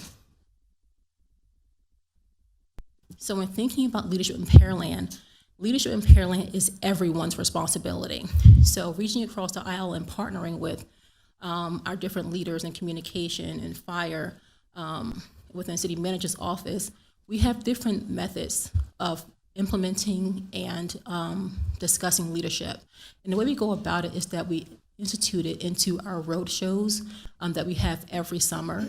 We have leadership retreats collectively as an organization, and then departments have their own individual leadership retreats as well. And then we have executive leadership team. So we have implemented the leadership orientation and summit, which are all-day events tailored for new leaders in Pearland. We also have a LEAP in leadership orientation, which is day-to-day hard skills covered during training. And then we also have Leadership Summit, which is macro-level thinking to be encouraged throughout the entire city. So if you have employees who are like, oh my goodness, which training should I attend? This explains in a nutshell which one they should attend based upon what they do here at the city of Pearland.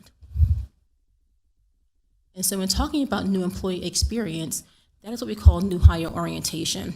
So when I started on board 4 years ago, orientation was sitting in HR for 3 hours and then being thrown to the wolves right away, right?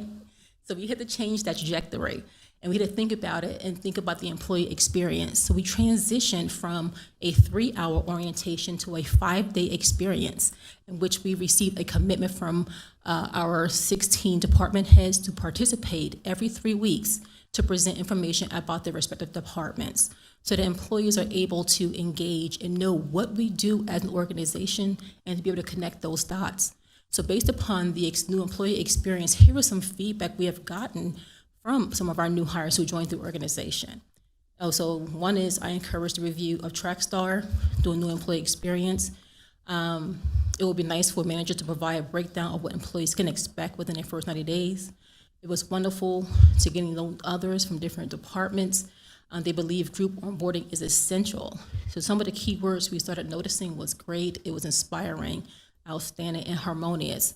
So we want to keep this going because it's been a success for us so far. And then every 3 weeks, our mayor gets up in front of these same folks and have a conversation with them.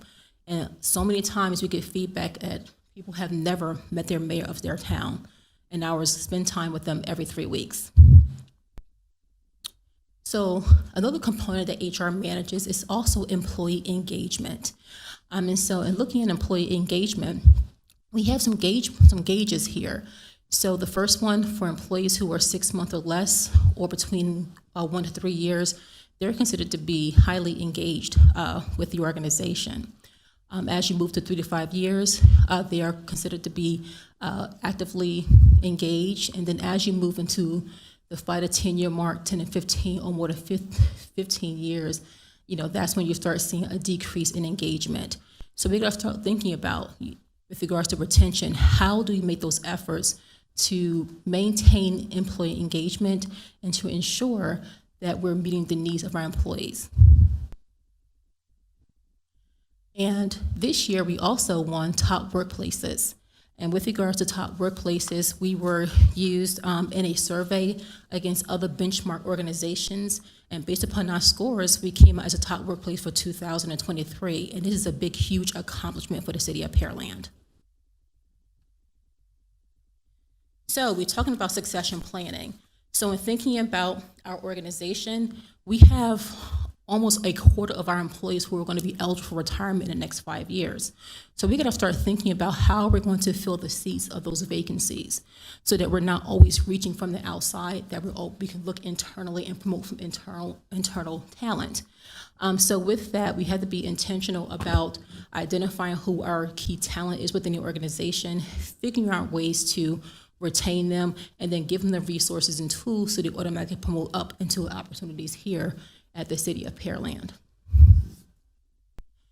Under Human Resources umbrella, we also manage risk management, which is ensuring citywide development of implementation and maintenance of safety and health programs to control, minimize, eliminate, or transfer possible loss to our carriers that could result in injury or illness to its workforce or the public, including liability and property damage.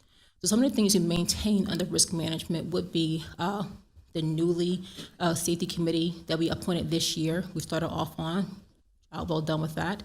The modified duty program we have for those who have work-related or personal injuries, having on-site evaluations quarterly where the risk manager goes out and evaluate buildings to ensure that we are being compliant.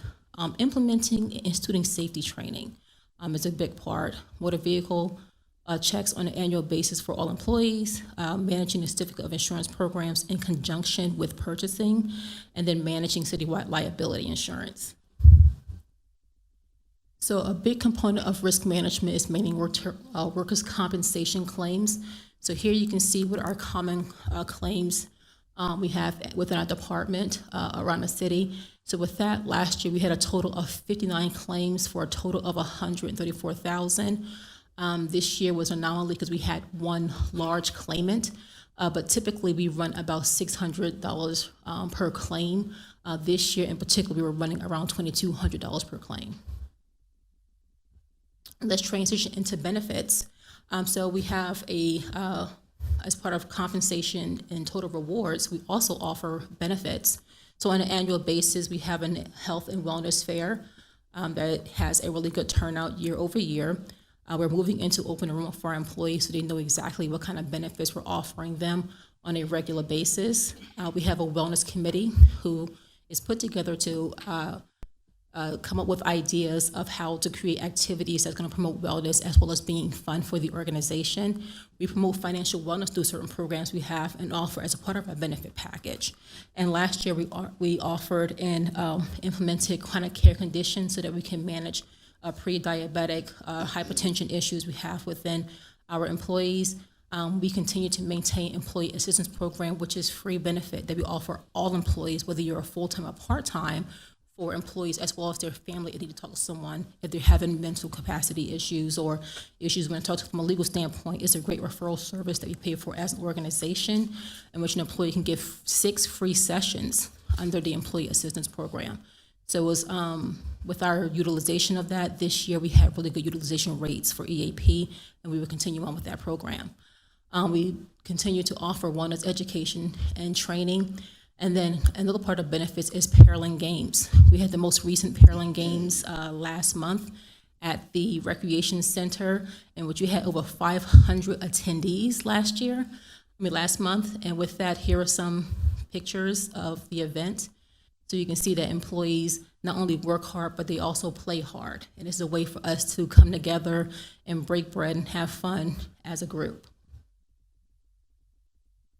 So in thinking about HR trends and investments, and so this is where I had to focus on as an HR leader, And so some of the trends for 2023 would be focusing on HR technology, being very deliberate about that process. And when I say HR technology, it's not just for my department. It is also for the experience of our employees being able to access the information through a phone, through a simple app, being able to find their payroll stubs by clicking on the app on their phone, being able to review their benefits, find out who their managers are, right? So right now, we don't have the capacity with our current mechanisms. Are you saying that because I have to email you every year? You email me every year, that you are. And so with that, if you had an app, you can get it yourself as opposed to calling me. So also the second thing we have to invest in is staffing and recruiting, just ensuring that we are staffed adequately so that we can support the needs of our citizens and the level of service kept really high at the City of Pearland. Also being intentional about investing in total rewards, which would be compensation as well as benefits, to ensure that we are attracting and retaining talent here at the city. And the fourth item would be investing in learning and development. So those are the top 4 trends you will see noticing within human resources investment trends.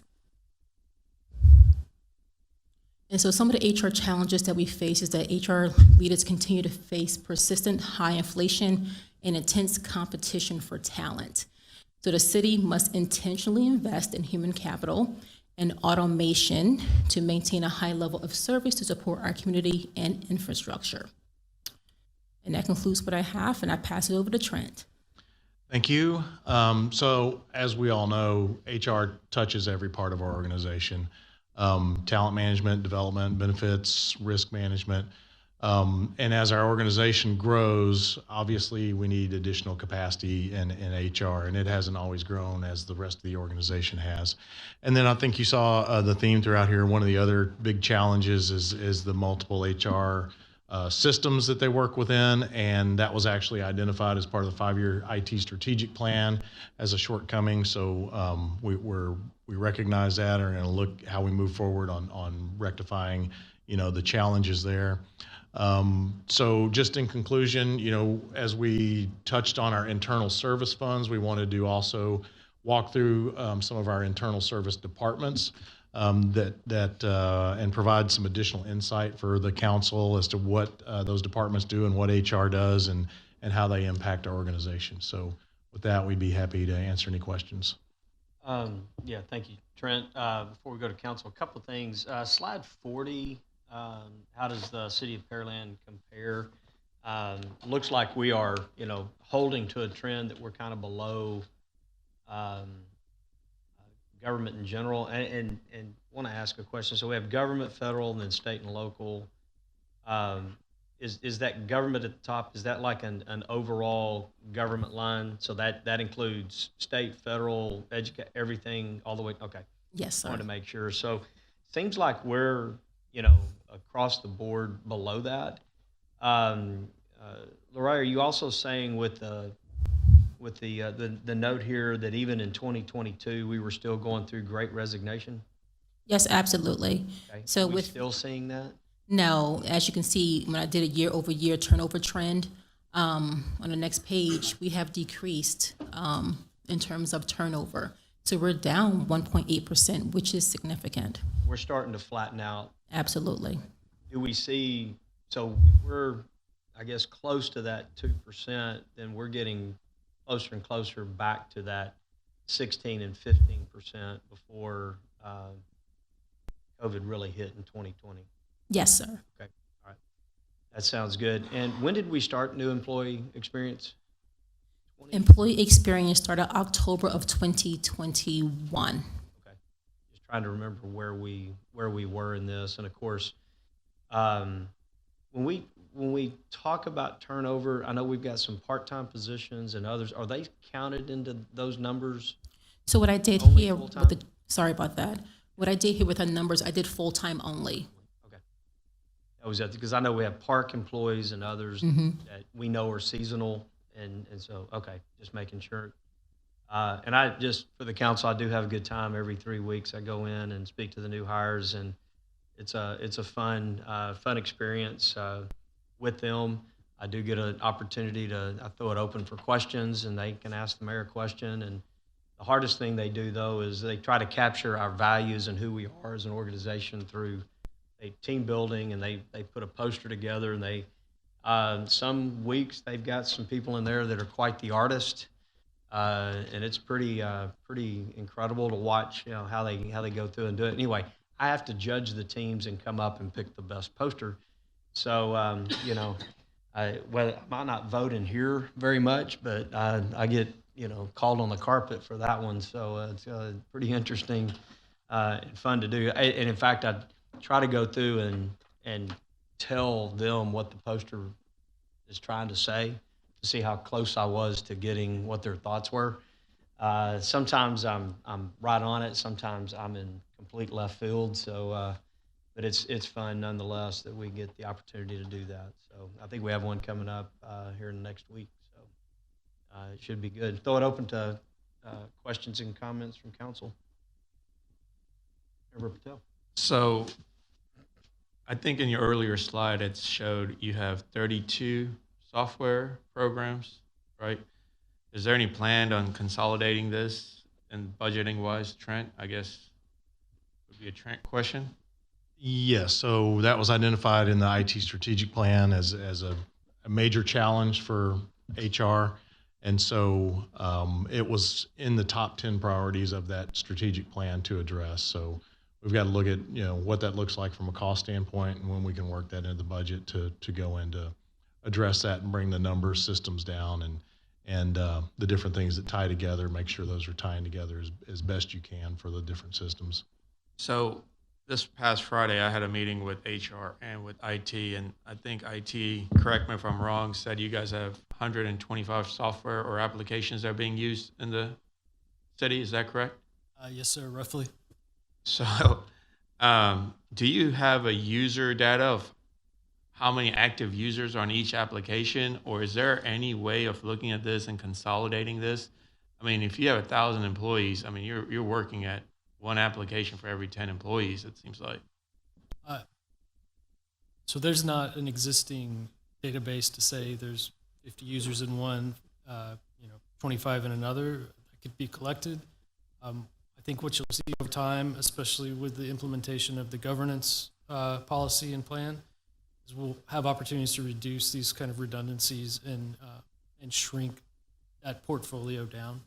Yeah, I mean, I'll tell you, my personal goal for you guys is to challenge you to say, look, just very openly, I've enjoyed my time coming and visiting with each department, and it's certainly more fruitful than going through this. It's more personal, and I appreciate your time, and I certainly value what you guys do. So I'm here to support you, but at the same time, as a good steward, I would ask you and challenge you guys for the taxpayers' dollars. Let's try to find some of these applications where we can consolidate for long-term planning to bring costs down. It is kind of sad to hear as much as money we're spending, we don't even have an app and we had to call HR to get data. I mean, that's just, to me, ludicrous in this day and time. So that's my challenge, I guess, to you guys. And I look forward to the budget process. Just to add on to that, I think that was a big portion of the IT strategic plan, was to identify some of those, like in the HR area. And then, as Paul alluded to, a big recommendation coming out of that is to have an IT governance, which really puts some more structure around if somebody wants to add a technology piece. There's a lot more rigor that goes into deciding whether we add that piece. If you go back several years, it was the departments, did the research and budgeted for and acquired a piece of software, and then we implemented. And this would put a lot more rigor behind that, as far as it going through IT, it being looked at from a kind of a governance standpoint. What does it do for us? What do we gain out of it? What does it eliminate? What is it redundant with? And then we make decisions on whether we move those forward in a budget process. So we've got some new things we're working on that'll, I think, address a couple of your concerns there. Thank you. Good stuff. Any other questions, comments? Member Carbone? Yep. Thank you, Mayor. Does it? I know now risk management is with HR, and Lorraine, you do a great job at HR. But does it make sense to have risk management and HR together? Has that historically been the case? Just in the org structure. Sure. So, I think if you go back many years ago, it was probably not consolidated all together under HR, and we probably didn't do several of the things very well, like making sure that contractors, we've got certificates of insurance for all of them when they come on site and work for us. Can we pull up the slide on risk management? So I think, over time, that's kind of once we put risk management and some intention behind that with people handling the risk management in HR, then we've been able to really kind of move that forward. And I think where it does fit is that, when you're dealing with modified duty or workers' comp or a lot of things like that and safety training programs, that's kind of where it fits in there. And so that's where we've developed and consolidated those different types of things. So I don't know, Lorraine, if you've got some additional comments on where it belongs and why it belongs there. So it could be in two different places. My background is from the private sector. In the private sector, it fell under the finance division. But here, I understand why it falls under human resources, because there is concurrence in terms of FMLA and workers' compensation and HIPAA, that can be a part of exposing employee information unnecessarily. So I recognize the fact that they do blend and work together hand in hand. Okay. A couple meetings ago, you were defending TWIA quotes and appraisal values and all that stuff. And I was sitting here scratching my head saying, all right, so we got HR, insurance. So, all right, if it ever makes sense in the future to revisit that, I'm game, but I'm Sure. cool with that. Employee engagement. We used to do an annual survey. We're still doing those? Yes, absolutely. Okay. I haven't seen any results. Is that something that can be shared out like in a Thursday packet? Yes, if you want it there. Yeah, so I guess last year's came out in the late fall or spring. Yes, we. But we're going through the actual survey for this year's out right now. So Okay. We can wait and compare year over year, or we can share out what we have at this point. Okay. Got a preference on? Yeah, I'll take last year's and then maybe an update when this one comes out. Okay. We'll do that. And then Trent, I guess back when you were interim, that sticky question I asked about that luncheon we were hosting, and the spirit of, are we doing what we should be doing or stepping out? Yeah, I guess we hosted a women's luncheon, and I got questioned by a couple of folks, and some people were excited, and some were like, "Hey, does it make sense for my tax dollars to be hosting that?" And I know the chamber's here, and somebody made a comment, shouldn't that be something maybe we can advertise and support some other group doing? And do we really need to have our tax dollars and manpower working to promote whatever it is?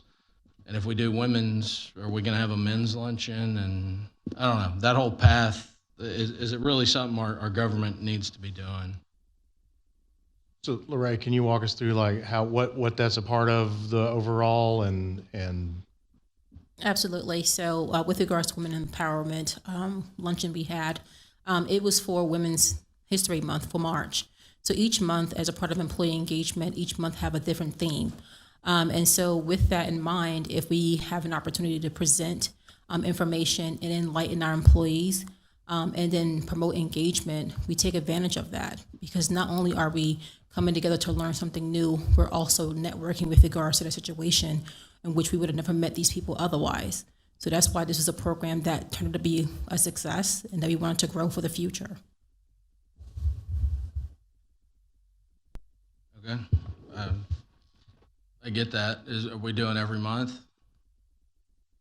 Every month we have a different theme, so there's different activities that take place. So we don't have a luncheon every single month. No, we do not. So we are very mindful that we have a budget to maintain, that we don't have endless funds. So we're very thoughtful about how we invest. All right. Thank you. Any other questions, comments? Member Barry? Can I get a clarification? You mentioned that y'all didn't have an app, or y'all have a portal, right? Where the employees can log in and see their benefits, and Yes, there's a portal you can log in. just not an app. It's just not a convenient app. So they're separate between your salary can be an eSuite website versus looking at benefits in your Cigna website. Whereas if you have an HRIS system, it's all integrated into one through one integrated app. They're available. All right. Interesting. Member Hernandez? Thank you, Mayor. Real quick, can you touch on the huge increase on the number of training hours to an existing employee? Is that per employee or is that total? And what are the results that have come about from that investment? So with regards to the training hours, that's a very good question. We have hired an organizational development training manager who was solely dedicated to implementing training across the city. And so with that, our individual partners with individual departments based upon their needs. We recognize based upon employee relations concerns and which training we must develop. And looking at some of the offboarding feedback we have gotten, we've taken it into consideration and folded it into our training program so that we are preparing our employees for the next level. Because in the past, what was happening is that we were promoting hard workers, but we weren't giving them the tools to be effective leaders. So we've taken it to a different level by hiring someone who specializes within adult learning and training, and that's why the hours went up year over year. Okay, so in addition to an andragogy specialist, do we have a return to some of the development that we had, I know, cut from the budget a couple of years ago? Or are we seeing people returning to, professional development outside of the organization as well? And is there any way, like a metric tied to that? So there's twofold. So I have an overall budget for training for the entire city, and then all the individual departments have their own training budget that they maintain too for employees to acquire certifications for their particular roles.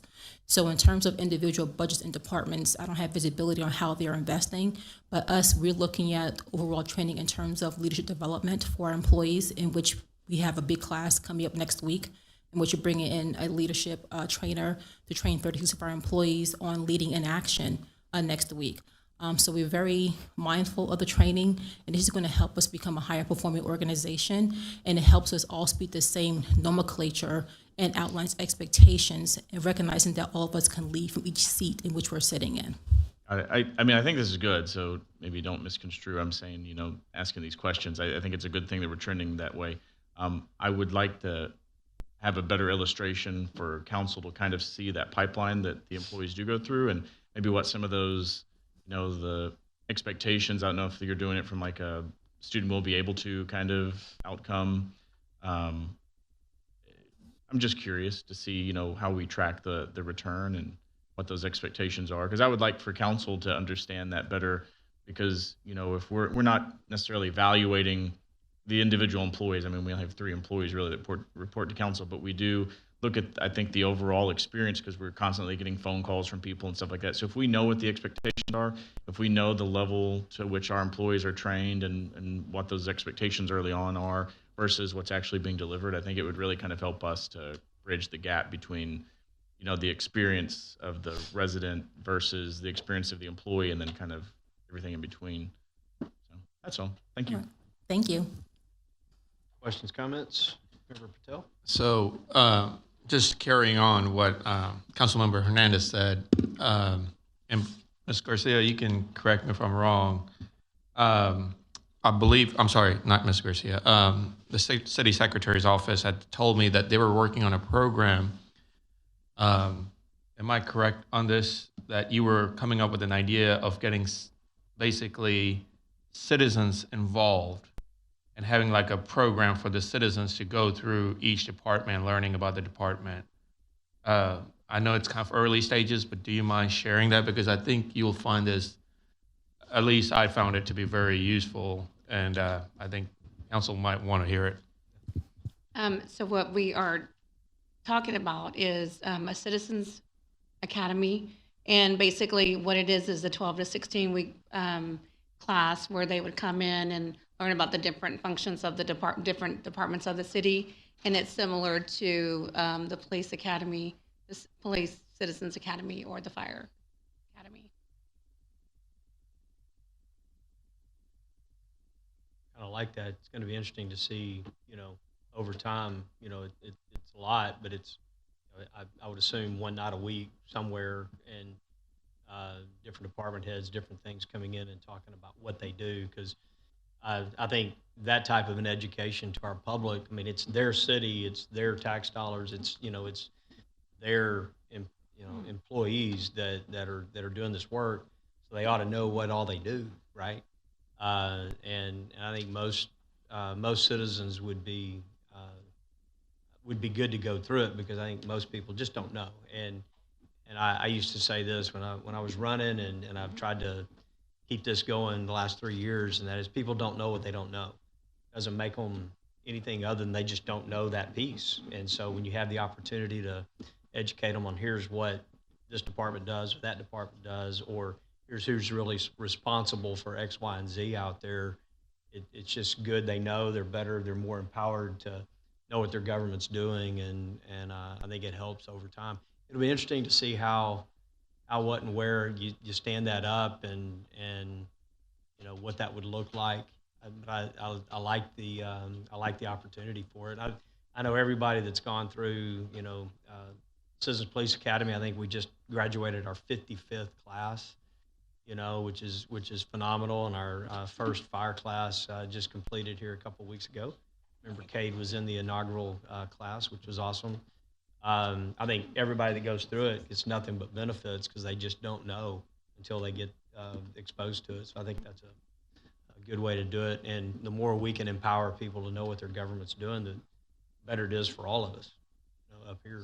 So any other questions, comments on HR? All right, we'll move on. Oh, I do have one quick one. I did mention, had a little sit down with Trent last week and just talked about succession planning, and I think that's something that each one of our departments needs to be looking at, especially at the heads of the departments, just knowing, if you're not here tomorrow, what happens to the department. So there is true succession planning kind of going on an ongoing basis, because I think that does nothing but benefits us. And if we're in a situation where we're growing people within, and we're intentional with who we're going down the line to say and move them into certain departments, I think that does nothing but benefits our departments long term. All right, finance. All right, so again, looking at another one of our internal service departments, we're going to have Amy cover the finance department. I know we've hit a lot of the finance departments and their functions through the budget process every year, but they do a lot more than that, so I'll hand it over to Amy. Thank you. The mission of the finance department is to provide sound financial management practices and reporting to ensure the long-term financial sustainability of this city. The finance department has 6 divisions. There's accounting, there's treasury, there's budget, payroll, and UB, and purchasing. The accounting function provides the financial framework for all the city activities during the fiscal year. They pay invoices, track expenditures, and do account reconciliations. This is the group that's also primarily responsible for the audit. They allocate expenditures to appropriate accounts, ensure that internal controls are being followed, and ensure the GAAP and GASB compliance. Those are general accounting principles and government accounting standards. The budget division provides the strategic and planning framework for all the city activities during the fiscal year. They help with supplemental tracking when council approves supplementals. They help coordinate the white papers from the departments, and they handle carryovers and additional appropriations. The budget sets forth the funding for services, programs, and activities of the various city departments, and works very closely with the city manager's office to achieve council's goals and objectives. The budget division also includes a multi-year capital improvement program. Payroll assists employees and departments with payroll and personnel information, changes and/or updates. The payroll division works closely with human resources to serve the employee base. A couple of the programs that payroll uses is Time Clock Plus, which is our electronic timekeeping system, and the Pearland eSuite, which allows employees 24/7 access to their payroll and personnel information. Purchasing is responsible for procurement of the materials, equipment, supplies, and services necessary for the departments to perform their functions. They handle contract amendments, extensions, renewals, bids. They also administer our P-card program. The Treasury Division handles cash and investment activities for the city. You had a little exposure to the Treasury Division at the last council meeting when you approved the investment report. They handle the investment policy, investments in things like Textpool and Logic. And they also handle development agreements and reimbursements and work some with the PEDC. Utility billing is not an internal service per se, but it is a portion of finance. So I did want to touch on it here. They assist residents with utility services, start and stop services, handle payments, make payment arrangements. They verify meter reads and handle things like water, sewer, and garbage billing. They also work closely with a number of the other departments in order to keep things moving for the residents. So I did want to mention that part of their internal service. They're primarily an external facing division. So just to kind of recap internal services, I wanted to close it out by just reminding everyone that if internal services are beneficial for helping the city achieve operational efficiency, making sure that we have effective resource allocation, the achievement of council's goals and objectives, and providing us operational and financial adaptability. It requires stakeholder engagement, and it helps us with organizational alignment to make sure that we're all pulling in the same direction. If there's any questions about the finance department or some of the other portions of the presentation tonight, I'd be happy to take them. That concludes everything, Mayor. Just providing more insight on the finance department and what they do in addition to what we see on a regular basis. So any questions, we'd be happy to answer those.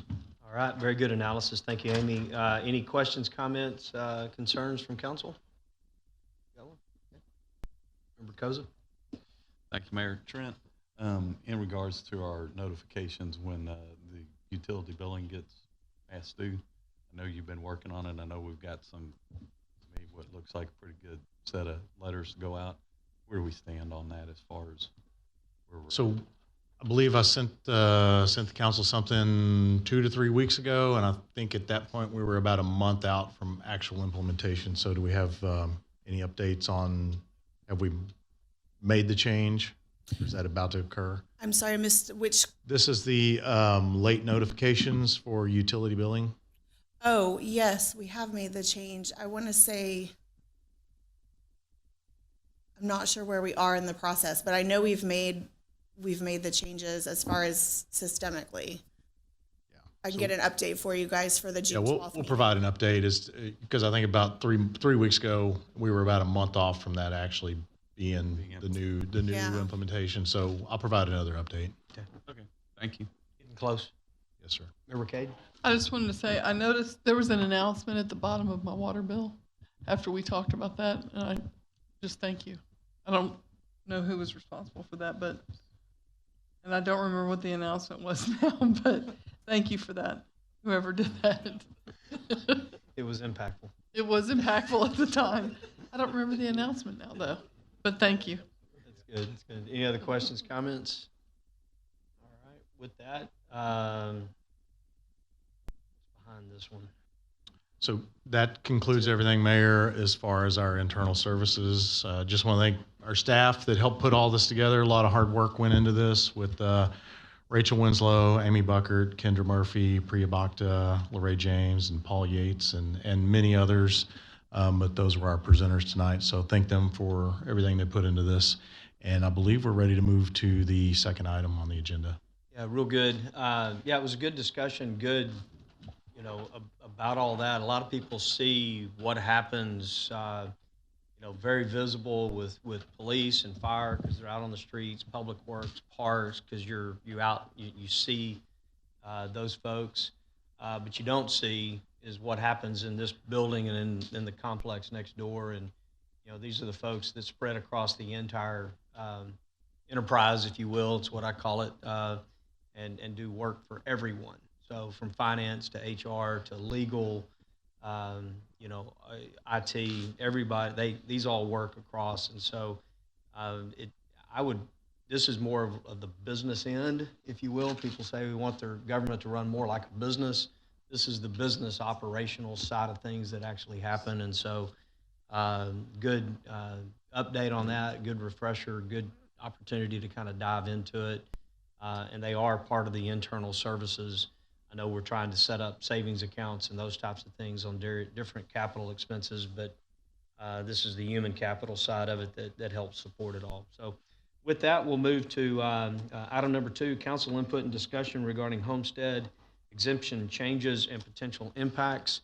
By way of setting this up, I did ask for this to go ahead and be placed on the agenda for today to have a discussion. We do have some dates and deadlines kind of coming up. I know Trent can get into that, into the analysis as we go through it. What I didn't want to do was we come up on budget and we go, we're past a date and a deadline to do anything. So we wanted to have that discussion and do it, where we're not. I know it's later this month, but we're not like up against the clock tonight to have to make a decision. So wanted to, and I just had asked staff, look at, what is we currently have a 2.5% homestead exemption.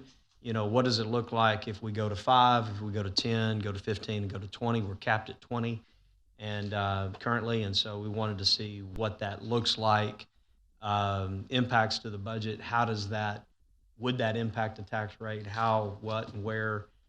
Just, by way of knowing if you, I did some back of the napkin, and I think our staff is going to have a much more, robust look at these numbers. But if you went to 20%, it has a significant impact to the budget.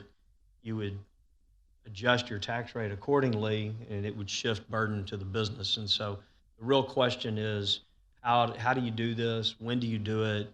What's the long-term implications to do it? We had this kind of a discussion about this a month and a half ago-ish, somewhere in that ballpark, and even mentioned then, if we're going to go to 20%, I don't see us moving in 1 year to 20%. But if you're going to move to 20%, we need to be very intentional in how we do it. We need to be very, just have a process in place to systematically do that. It needs to be council backed. And I would hope more than just a simple majority of council, but a real council buy-in on how you do this because of the financial impacts if you try to do it all in 1 year as opposed to grow your way to it. So with that, Trent, take it away. Thank you, Mayor, and good evening again, council.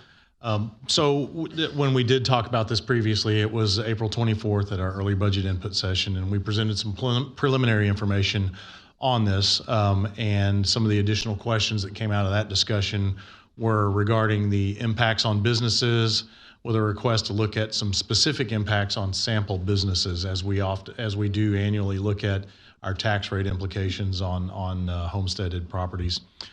We also looked at the impacts at different levels and increased to 5%, 10%, 15, and 20.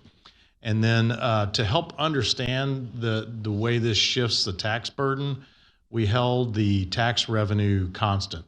So if, our starting point, the revenues, they're right at around 59 million.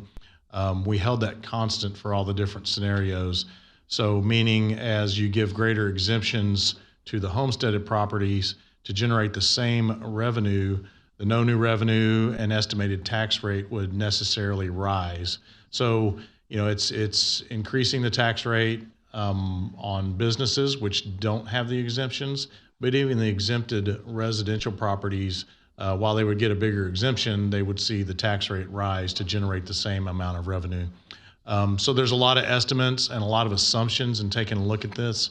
But holding that revenue constant we were able to provide kind of the relative results between the current and at larger exemptions. So with that, I'm going to hand it over to Amy to walk you through the details, and then we'll answer any questions. Thank you. So preliminary information that we're presenting tonight is based on current year assessed values. It's not inclusive of the homestead valuation increase cap. The consensus needed today, or consensus is needed today from council, because we would have to have the first and second readings of the ordinances completed by June 30th. We would have to notify the appraisal districts by June 30th of our change. And then I just want to point out that increasing the homestead exemption will increase the no new revenue rate for all.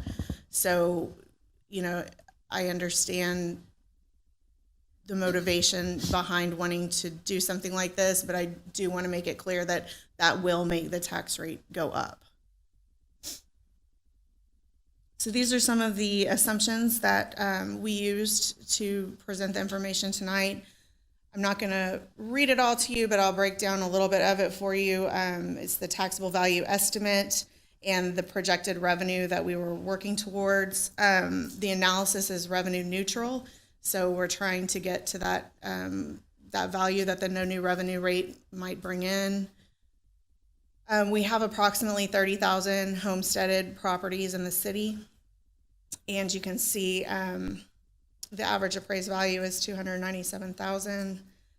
Tonight we're going to be talking only about the city portion of the taxes, so this is regardless of what any of the other taxing entities decide to do. And the total tax rate at the current homestead exemption is an estimated no new revenue rate used for this analysis only. This is not a no new revenue rate. This is not an authorized tax rate. You may or may not see this rate ever again, so I want to make that very clear. It's 0.61078, and that's what we used for the assumptions tonight. This is not an indication of where we will be in another 4 weeks or 6 weeks or 8 weeks. I want that on the record.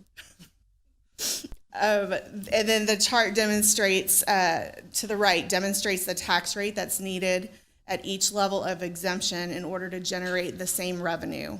So in order to generate that 59 million that you see up there in the second line, if you want to increase the homestead going down, then it has a corresponding tax rate to the right, which would essentially be the no new revenue rate.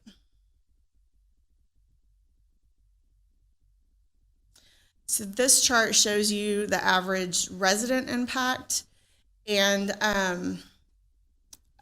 I want to say that the values are the difference, the tax decrease to the resident from current that you see on the right-hand column.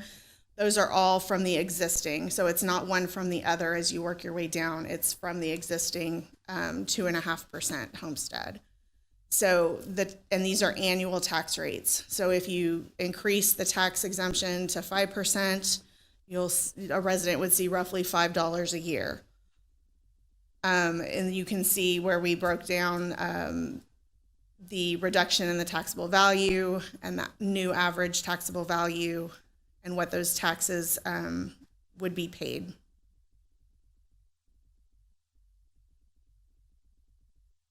The tax burden shift. This was our attempt to show you how the non-homestead folks, which would be businesses or non-homesteaded homeowners, would pick up the difference if you were to increase the homestead value. So you can see that obviously the burden goes up as the homestead exemption goes up and the tax rate goes up.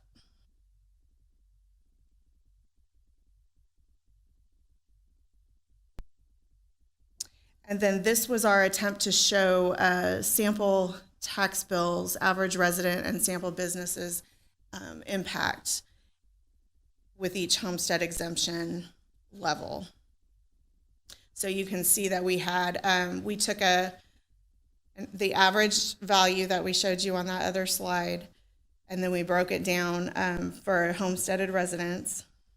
We also used an actual business for small retail, an actual business for large industrial, an actual business for a hotel, and an actual business for a restaurant. So these are actual businesses within the city. And you can see what those effects are. You know, a $5 decrease to the residents annually ends up being an $8,000 increase for a large industrial.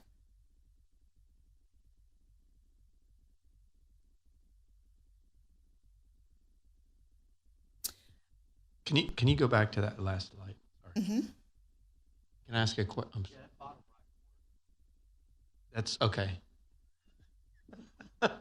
Yeah, you caught what I caught as well. Real quick, total tax paid, I mean, we've got a taxable value of almost 7.2. We got another one of 2.4, but yet the increase on the 20% is almost the same number. All the way up and down there. That just didn't look right. I think it's a calculation off.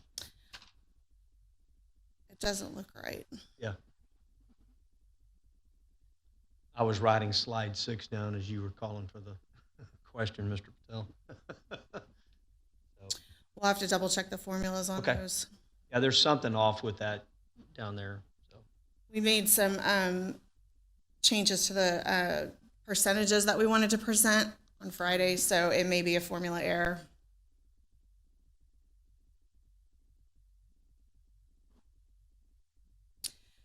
So to go over some of the complicating issues that we're having with this is that there's multiple moving parts in an already complex process. We have the tax valuation issue that we obviously need to resolve for this year. We have the large city tax decrease that everyone got last year due to the tax valuation issue, as we're all aware. And then we have pending legislation regarding property tax in the state in their special session right now. And then, of course, we have no firm values yet, probably not until the end of July will we start to have a better idea of what that's going to look like. Matt Buchanan sent us an article this morning over an issue that the city of Conroe is facing because their tax revenues are hung up in protest, and they're experiencing, I think it was $2.5 million shortage this year because of all these things. So cities are starting to see this complication. It's not just our situation. There's a number of situations. The state is pretty set on legislating property tax, but they don't want to levy any of their own. So it's just, there's a lot of complicating factors at the state level and with the calculation with the worksheets. So our recommendation is that we wait for clarity on this tax valuation issue. Let us get through another year and see how that's going to affect our budget in total. And then also let the state finish doing whatever they're going to do legislatively in order to fully evaluate the impact that this would have for residents and businesses in the city of Pearland. And with that, I will be happy to try and answer any questions that you have, or just turn it over to Mr. Epperson. Thank you, Amy. So I'll take credit for the mistake on that one slide. And I've got the new numbers here if we want to look at them or go through them. But anyway, so as Amy indicated on that last slide, we've got a lot of moving pieces right now associated with the tax rate and what we're facing moving into this next budget. So just because, moving incrementally a little bit at a time doesn't move the needle a whole lot. Our recommendation is that we take the time to get through this budget year and then continue to analyze this and then put a longer term plan in place if there's a desire to increase the homestead exemption. With that, we'd be happy to answer any questions or. Yeah, thanks for that. A couple of things. Yeah, I think we have to walk through this pretty clearly. So Darren, it requires an ordinance to make the change? Yes. Okay. I'm just making sure the logistics and our timing. So we have a meeting on the 12th, which is next Monday, and then again on the 26th. And so we would have to approve at those two readings in order to increase from 2.5 to anything else. and send that to the appraisal districts by June 30th, correct? That is correct. And the city first adopted the ordinance in, I believe it's ordinance 1206 in 2006. That's when we did the over 65. And then in 2008, we adopted the 2.5% that we're currently discussing this evening. And just so you'll know, that was adopted by emergency, meaning with a once and only reading. So the council does have that ability, if you choose to go that route, to do that. I think it'd be better if we have a consensus tonight, we could have it on the agenda for next, it would have to have it on the agenda for next week. Or, as you said, we could defer to the 26th, but it would have to be a once and only, and it would have to have 6. That is correct. Okay. It would have to have 6 people in favor of it in order to approve it. So I just want to make sure from a logistical standpoint, that's what we're facing. Or, as staff is saying, we continue to monitor. We still got our own tax calculation issues that we've gone through in our budget this year. And I don't even know how this plays into, because it does affect your no new revenue and your voter approved rates if you have a higher exemption. And I think, Amy, you mentioned, depending on what the exemption is, both your VAR and your no new revenue can go up based on it. So I'm not sure how that, it does go up, but on each one of these, I don't know how much it goes up as we have further discussions around all of that. So, and one thing I do want to just chime in and add to that, this, as you can see, if you go up, now the conventional thought would be from the public that, okay, you change the exemptions, but then you cut spending and you keep your tax rate down and everybody, wins. And we can have that discussion. We'll have that discussion as we mark and go through through our budget discussion. But in essence, what it does shift some burden to investment and business property as we particularly make this move. Also want to note that water and water rates and those types of things that we have changed and adjusted. When did we go to the meter rating? 3 years ago, 4 years ago, somewhere in that ballpark, where if you go from a 5/8 meter as a residential to a 1 inch to a 2 inch and the like, you pay a higher amount. And so that in and of itself is a move where businesses who typically have a larger meter, or business interest have a larger meter, would pay a higher rate on their 1,000 gallons per 1,000 gallons than a 5/8 meter or a residential meter. So you've already got that moving, and we have substantial water rate increases that we see in the near future as well. So just want to make sure that people are aware it is a burden that we do shift already in some cases to businesses. The question is, what's the balance? Where's the balancing act to make it right? So as we have the discussion, just kind of keep that in mind. So I'll throw it open for council for questions, comments. Mr. Berry? Well, I think ultimately this answers the big picture question, right? Once we get the last 2 columns updated to be consistent with the other ones, Trent, I think this is We've got it updated. We can go ahead and pull it up. Oh, you did? Okay. There it is. I think this kind of tells the tale for the most part, right? As we go up in homestead exemption, you see a smaller amount for the residents, but a larger, a number, let's say, or businesses, and of businesses of varying classes. So the question was, in my mind, has always been, well, what does that look like? We want to increase the exemption, but I think it's a great idea. I wouldn't mind increasing the exemption, but again, to what end? So back to your point, Mayor, is there a happy medium somewhere? That's for us to figure out at some point in time, but for me, that answers the question of how it's going to look. The industrial guys are going to take a beating on that. They're not going to necessarily like it. And the hoteliers, just on one little calculation, I calculated 60 days at $160 a night. So, I mean, it adds up.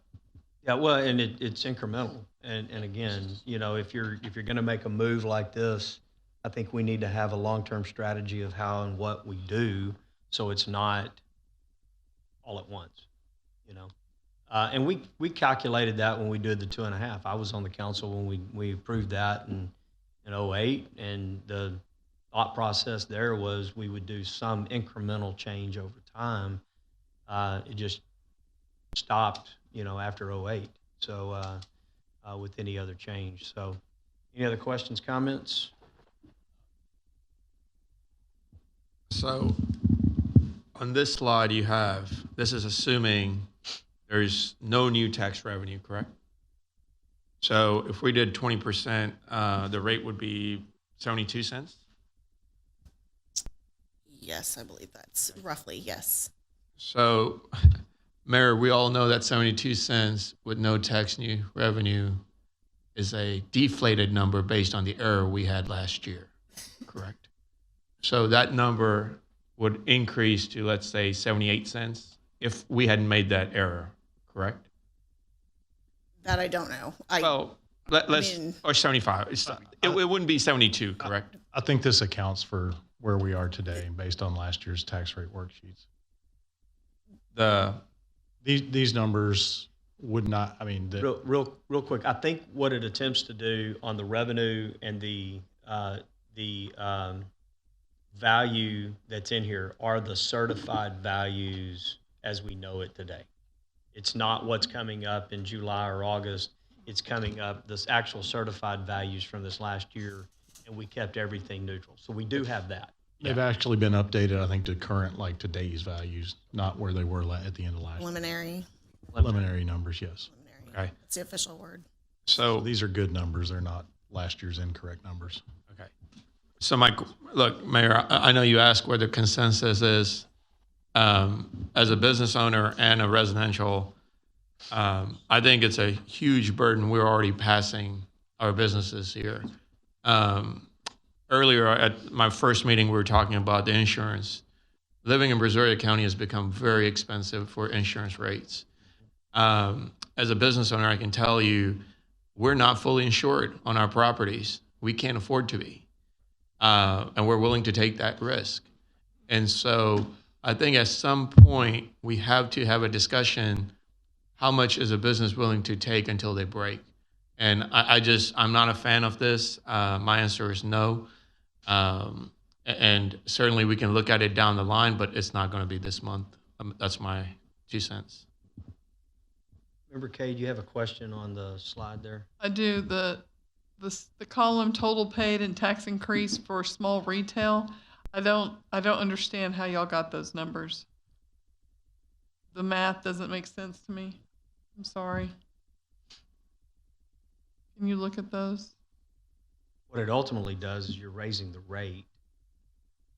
The home gets the exemption, but the business does not. So what that's showing at the current, the value of the business, the taxable value of the business property is $167,360. So when you apply the tax rate we used as at the 2.5%, the 0.61078 tax rate, they would pay $1,022 to the city in property taxes. Right. As it is today with the homestead exemption we have now. So with the 5%, it would go to $1,046 or a $24 increase, 10%, so forth and so on.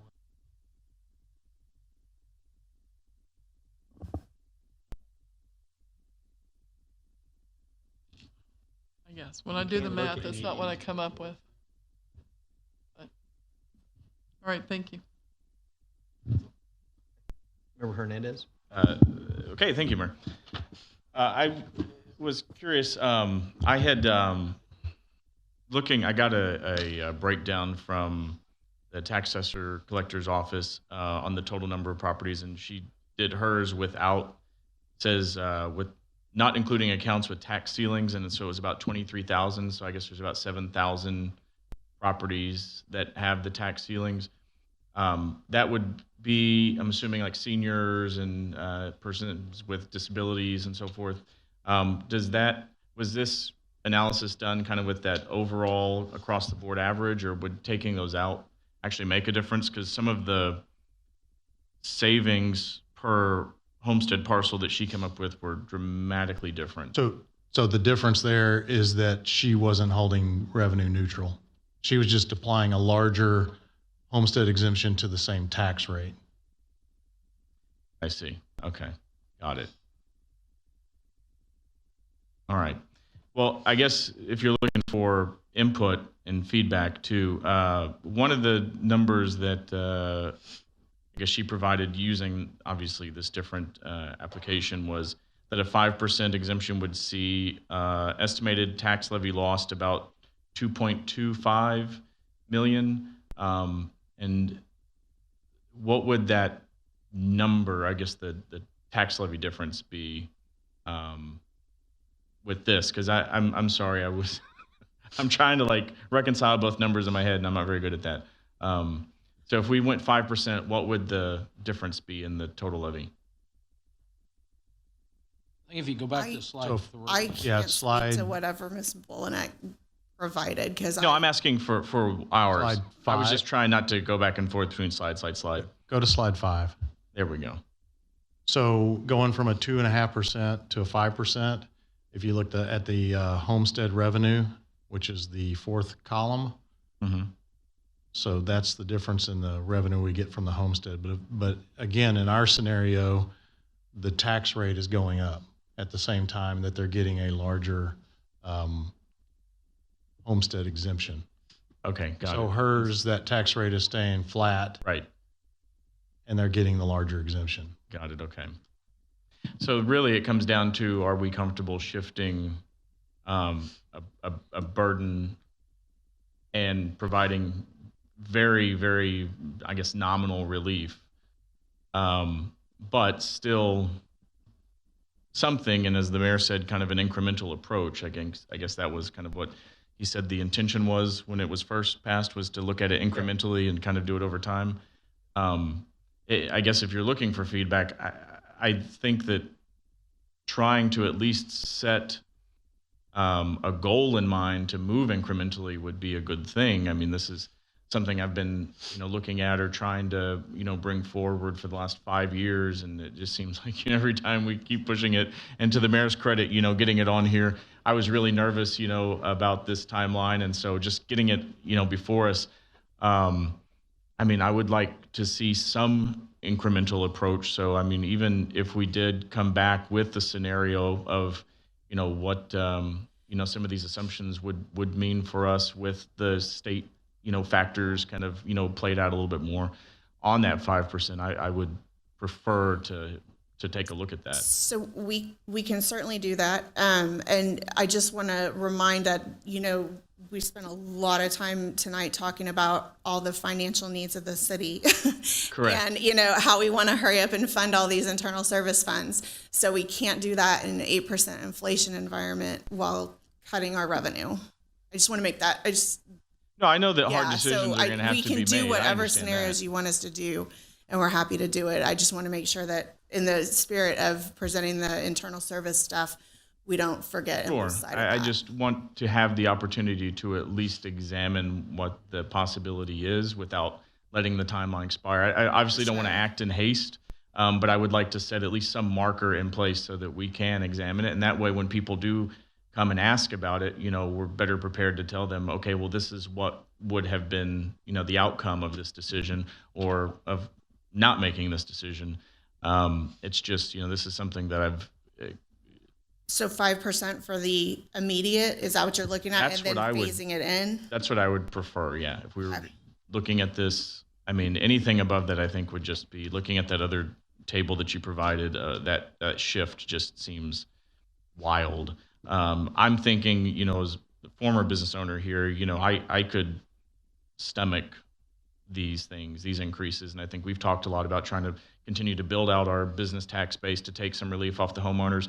If that's really what our, ultimate goal is to provide more diversification in our tax base and eventually start providing relief for the homeowners, then, I mean, I'd like to at least, I don't want to say force the hand, but start thinking more along those lines. Are you thinking like 3 years, 5 years, 7 years? What do you have a thought there? So I mean, maybe that's the assumption is that I have an ultimate goal in mind. So are you thinking that I want 20%? I'm not necessarily saying that. I mean, I think 5% to me has always been kind of that reasonable first step approach to see how we work in that environment. And obviously our composition, our tax composition, the base is going to be different from other communities. So I caution myself from saying, well, our neighbors have 20%, so why don't we have 20%? We're a different city, but I do think that we could take on a little bit more.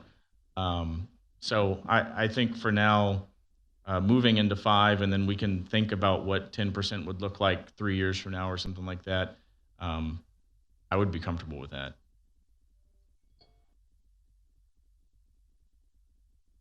I'm just one person, so thank you, Mayor. No, all good comments. Questions, comments? Member Koza? Yes, thank you, Mayor. On slide 6 here, I'm assuming looking at all this is strictly property taxes.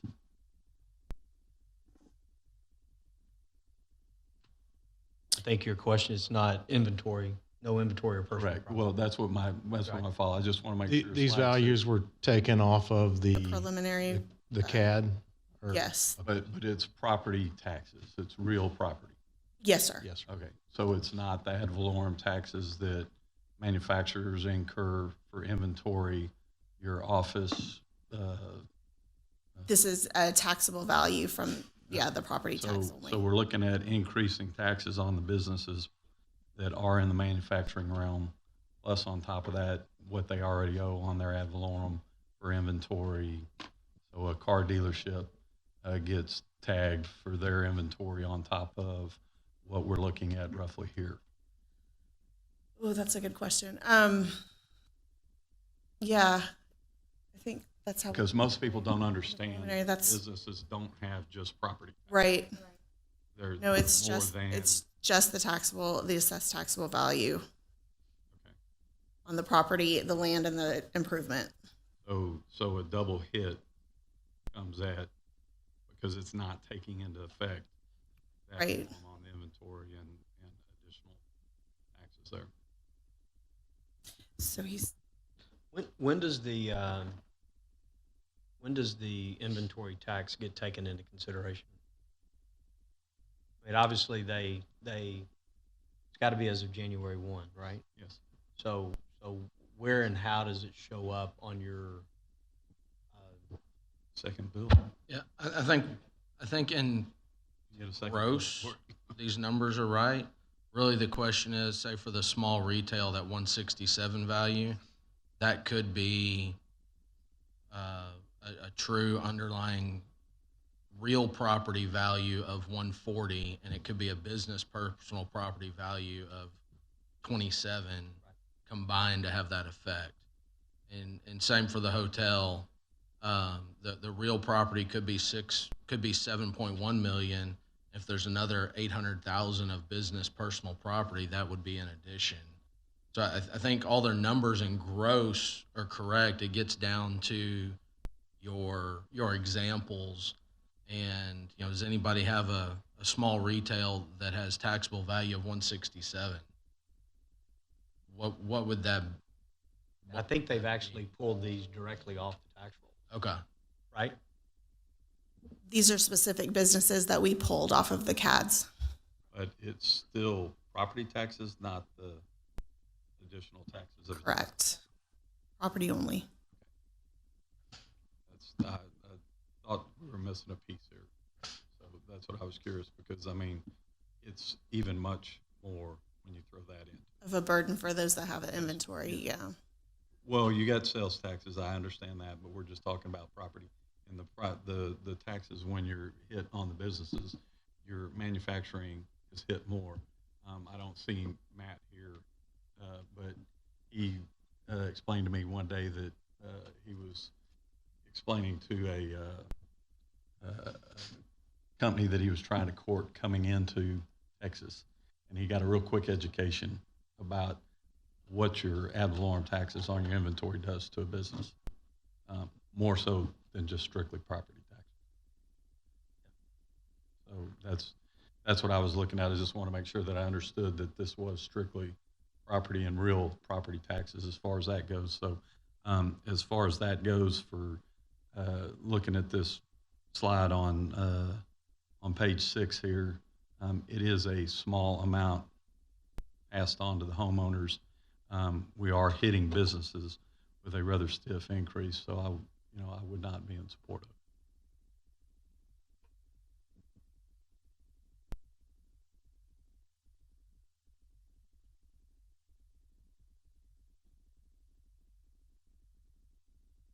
Any other questions, comments?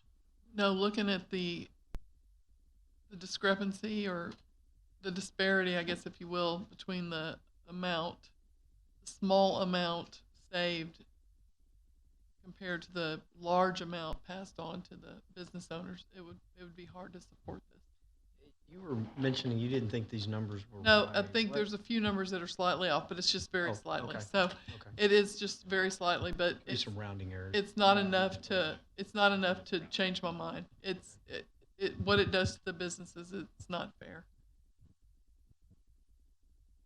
Well, I can count to 4 already, but no, I think I agree with the staff's recommendation. I mean, we're crippling businesses as it is with the way we bill water. Not a shot at utility billing, but how we structurally bill and charge more for businesses for the water they consume. Right. With the increased rate coming on water, they're getting slaughtered this coming year, period. And to look at a $5 savings, which works out, my math is a 0.2% savings for a home, to a minimum increase your business tax by 2%. I can't get there. And so, next year after we get the tax worksheets correct and all that, I'm fine having the discussion at that point to see maybe we step from 2.5 to 5 once we get a little bit of solid ground under our feet. But right now, I struggle supporting that. So I think that gives us consensus. Oh, I heard consensus tonight as well. Absolutely. But we needed to have this so it didn't pop up in July and says, well, what about? And then we passed a deadline. I didn't want that for staff. We needed to have the discussion. And quite frankly, we need to have it, just take a look at it next year.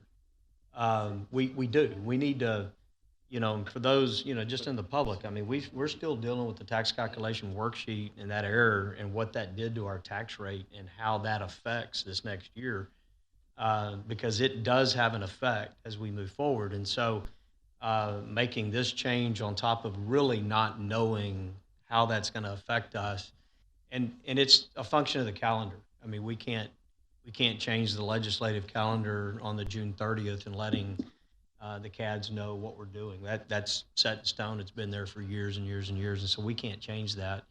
And we don't get our taxable values until the end of July. So it's a moving target. As always, I encourage people, if you don't like your appraisal, go protest it. Do. The more you hear from people, the better that's going to be. We've got to go and do what's right, for your appraisals. And so, but come end of July, at least 2 of the counties will give us a certified number. It'll be into August before we get another certified number. But at least we'll have, better numbers to go by.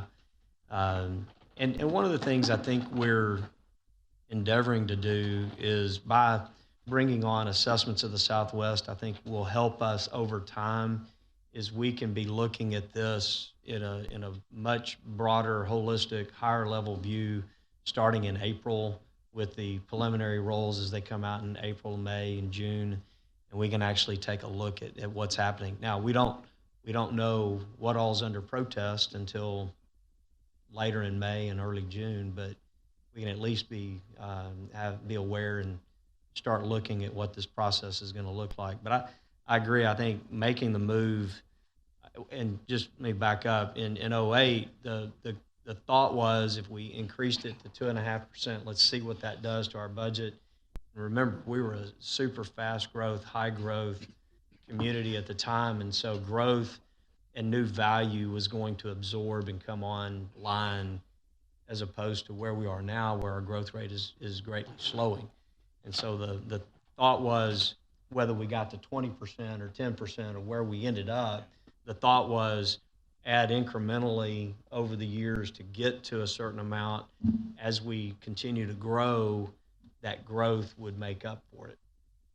It wouldn't have been as critical. We're just not at that point any longer where we have the fast or hyper growth that we were going through. So, but certainly something to continue to ponder. But certainly we've got a consensus. I wanted to have this discussion so we didn't miss a deadline, but we had the opportunity for it. So any wrap-up comments? Sure. Thank you, Mayor. Appreciate the discussion. And so if there's a desire to, after we get through this budget cycle, we could bring this back up so we're not under this kind of time crunch with the deadline coming up. And at that point, we can also make sure we're capturing the rest of the value that's subject to the ad valorem taxes for businesses as well, to make sure we've got that full picture. So that we can look at it at that point, is there some longer term incremental process we want to go through? So, but at this point, we'll let it rest until then. Okay. Sounds good. Any last wrap-up comments, council? Seeing none, we will adjourn at 5:52.